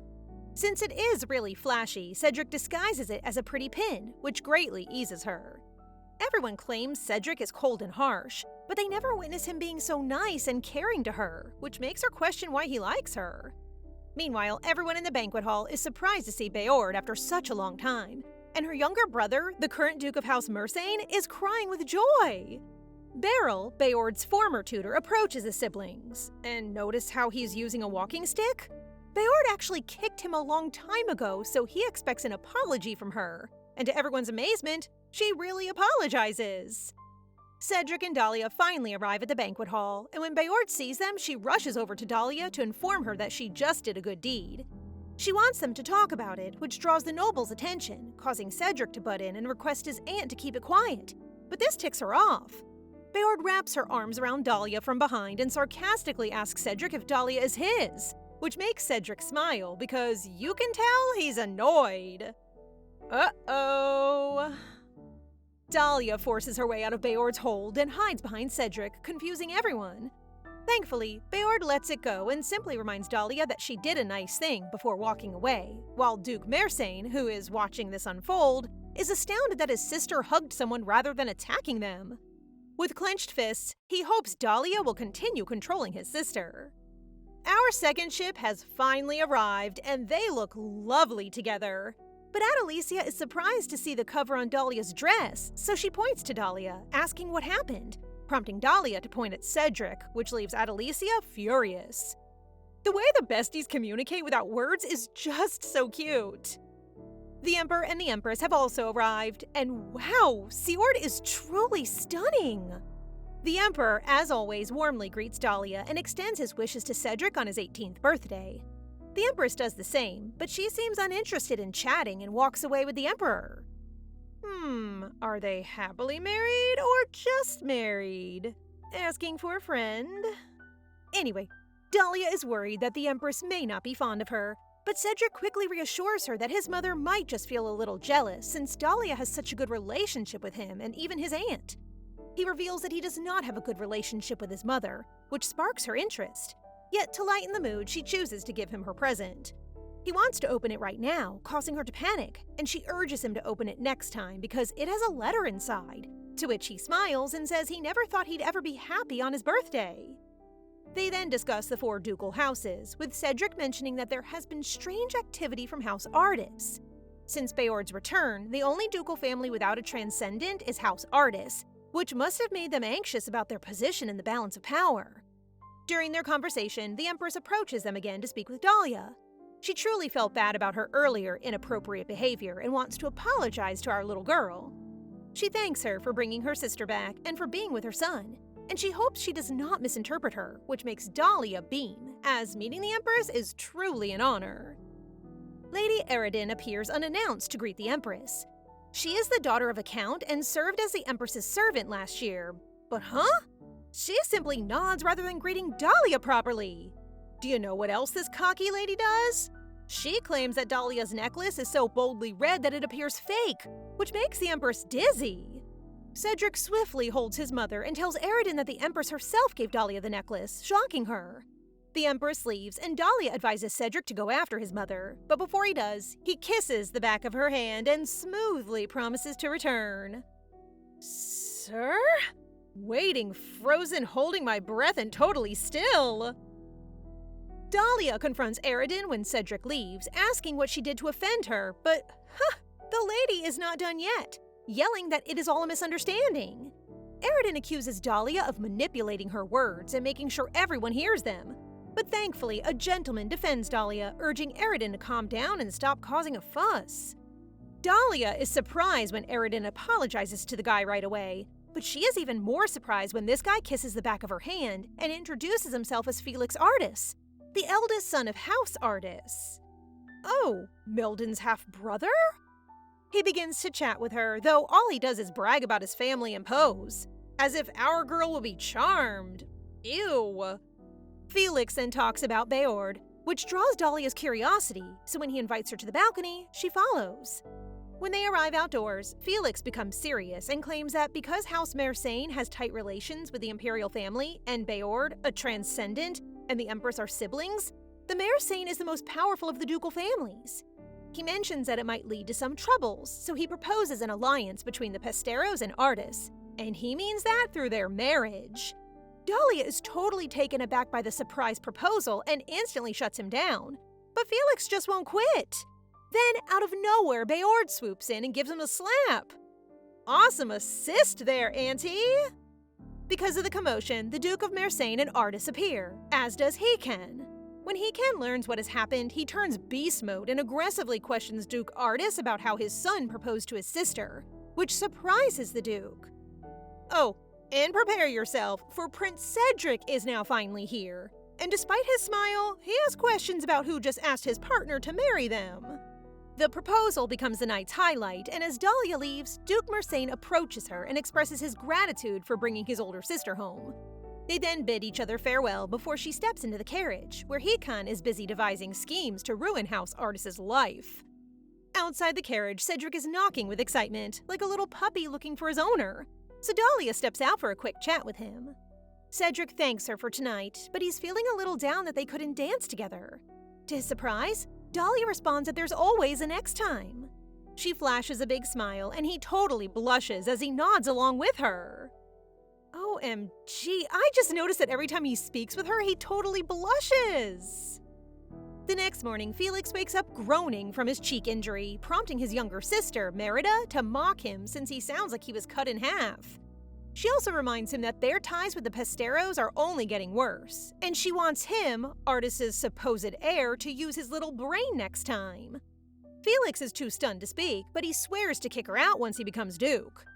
Just then, Cedric pays him a visit, making him wonder whether the prince has come to apologize for his aunt's actions the night before. But, who will do what? Felix gets speechless when Cedric presses his head to the table while he resists getting smacked down. Felix has no idea what this is about, so Cedric reminds him of his disgusting behavior towards Dahlia last night. Cedric then opens a water portal and asks Felix if he is thirsty, forcing Felix to finally apologize and beg Cedric to spare him. There, you should apologize! This calms Cedric's rage, and he shortly leaves, leaving Felix terrified and labeling the prince a monster. He begins to cry and cannot believe that he would have to deal with people like Cedric once he becomes Duke, so he informs his father that he no longer wishes to become Duke. The Duke is enraged and confused, and to add to his stress, a letter from Hikan arrives, inviting him to meet him. He wonders if it could be to discuss an alliance or to apologize. Like, seriously? This father and son are dumb! Duke Artis walks into the lion's den, and Hikan gives him the chance to say anything about what happened last night. But the naive Duke simply claims that it wasn't a big issue. Hikan glares at the Duke and urges him to be careful with his words, prompting the Duke to tremble in fear. He quickly apologizes for what happened and says he would apologize to Dahlia as well, so they can discuss an alliance now. But nah, Hikan sets it straight. He wants both him and Felix to say sorry to Dahlia. The Duke has had enough of Hikan's demands and fiercely claims that Dahlia is still too young to even appreciate their apologies. The teacup Hikan is holding begins to crack, and the energy radiating from him suggests he's on the verge of taking the Duke down. He issues a final warning to watch his mouth, causing the Duke to hastily leave. The Duke storms back home, seething with irritation, when his servant delivers the news of a guest arriving with an emblem associated with the followers of the Holy Empire. Duke Artis welcomed the hooded figure, who then revealed an elixir that could send Transcendence into a frenzy. I love all Transcendence except Aceres, so don't even think about it. Lady Beord appears to have no reason to get involved with the Holy Empire, so Dahlia's next objective is to get Meldon to join House Artis, which will balance power inside the Empire. To do so, she must obtain approval from the ducal houses. So she goes to get Hikan, and Big Bro readily agrees as long as they can kick out the current Duke Artis. She then heads to House Mersane and waits in the reception room until she hears someone argue outside. As a curious little girl, Dahlia eavesdrops and catches someone saying that Beord and Cedric only care about her, Dahlia. Dahlia freaks out when she recognizes the voice. It is the Empress arguing with Beord. The Empress lashes out at Beord for ignoring all of her letters, but returning without hesitation because of Dahlia, which pains her deeply and makes Dahlia feel horrible. Dahlia then hears footsteps approaching and hurriedly sits down when the door opens, and the crying Empress enters, surprised to find her. Dahlia is too frightened to say anything, so the Empress simply apologizes as she passes by her. Following that, Beord appears and hugs Dahlia, soaking in the comforting sensation she gets from her. Dahlia then thanks Beord for her help at the ball since, to be honest, she was nervous about being alone with Felix, so Beord's assistance made her feel so much better. This makes Batty Auntie blushy and says that helping someone in need is natural, as if her motto isn't, "Violence is the only answer." Dahlia proclaims that she will grant her 10 points for this one good deed, which is to help her make Meldon Duke of House Artis. Beord believes it is possible, but she requires 2 conditions. First, Dahlia must obtain approval from her younger brother, who is the Duke, and second, Beord wants Dahlia to make amends with Seord. Dahlia is unsure if interfering in a sibling conflict is the best way to handle this, but Beord believes she can calm Seord because she has heard she has this kind of influence on people. Beord mentions that since she drank the strange potion, Seord has stopped listening to her. Auntie, how about adjusting your tone of voice first? Dahlia resolves to assist and says she would try to inform the Empress that Beord is reflecting on her actions. But Beord stops her, claiming that she's not reflecting on anything. It's a relief they're all so charming, because dealing with the attitudes of these transcendentals must be a real struggle. Dahlia is about to leave after her mission fails when she meets the beaming Duke Mersane, who invites her to a meal. She's able to explain the situation regarding Meldon, and the Duke promises to look into it. So her day finishes on a positive note, with just one concern remaining: the Empress. In the game, the sisters were never able to reconcile, but even after Beord joined with the Holy Empire, she tried to protect Seord. Darling, there is a much worse problem. Aceres appears to have slipped into the Empire already. They intend to free the captured believers, and it appears that one of his men, Kelsian, has the ability to corrupt someone's mind and has already managed to reach the Empress. Dahlia is overjoyed to get a letter from Duchess/Mommy Blueport, especially because it states that they are in favor of Meldon entering House Artis. She also advises her not to overwork and to eat sweet snacks, which makes her very happy because it brings back wonderful memories. Oh, I miss Mama! After a few days, Dahlia is shocked to see Merida Artis, who is known for being bold and never hesitates to express her thoughts.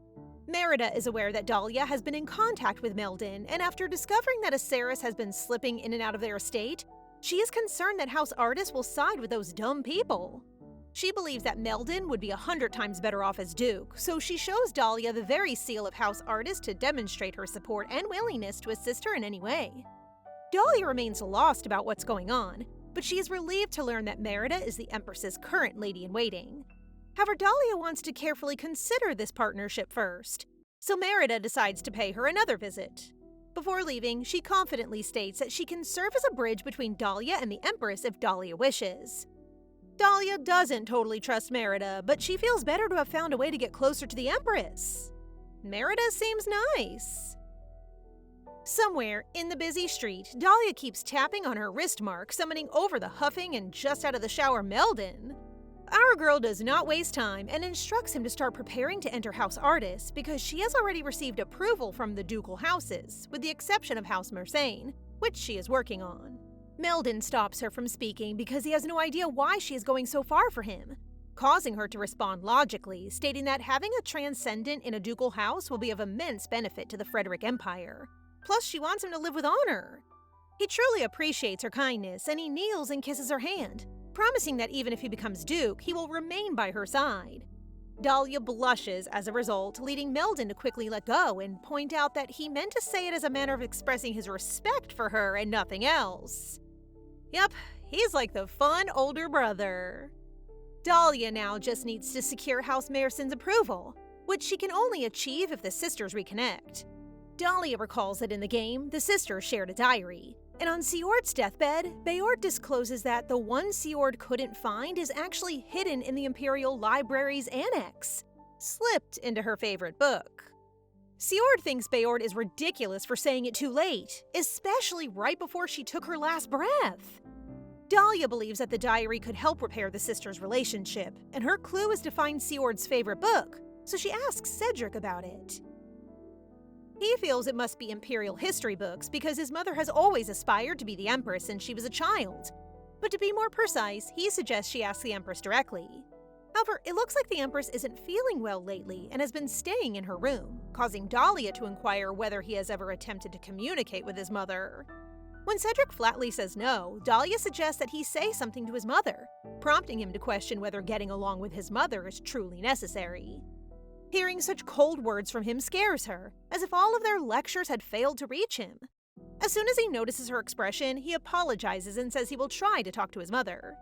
Actually, during Dahlia's visit to House Mersane, she overhears the Empress state that Cedric turned cold because of her, which leads Dahlia to believe that the reason Cedric accepts death so calmly in all game routes has something to do with his relationship with his mother.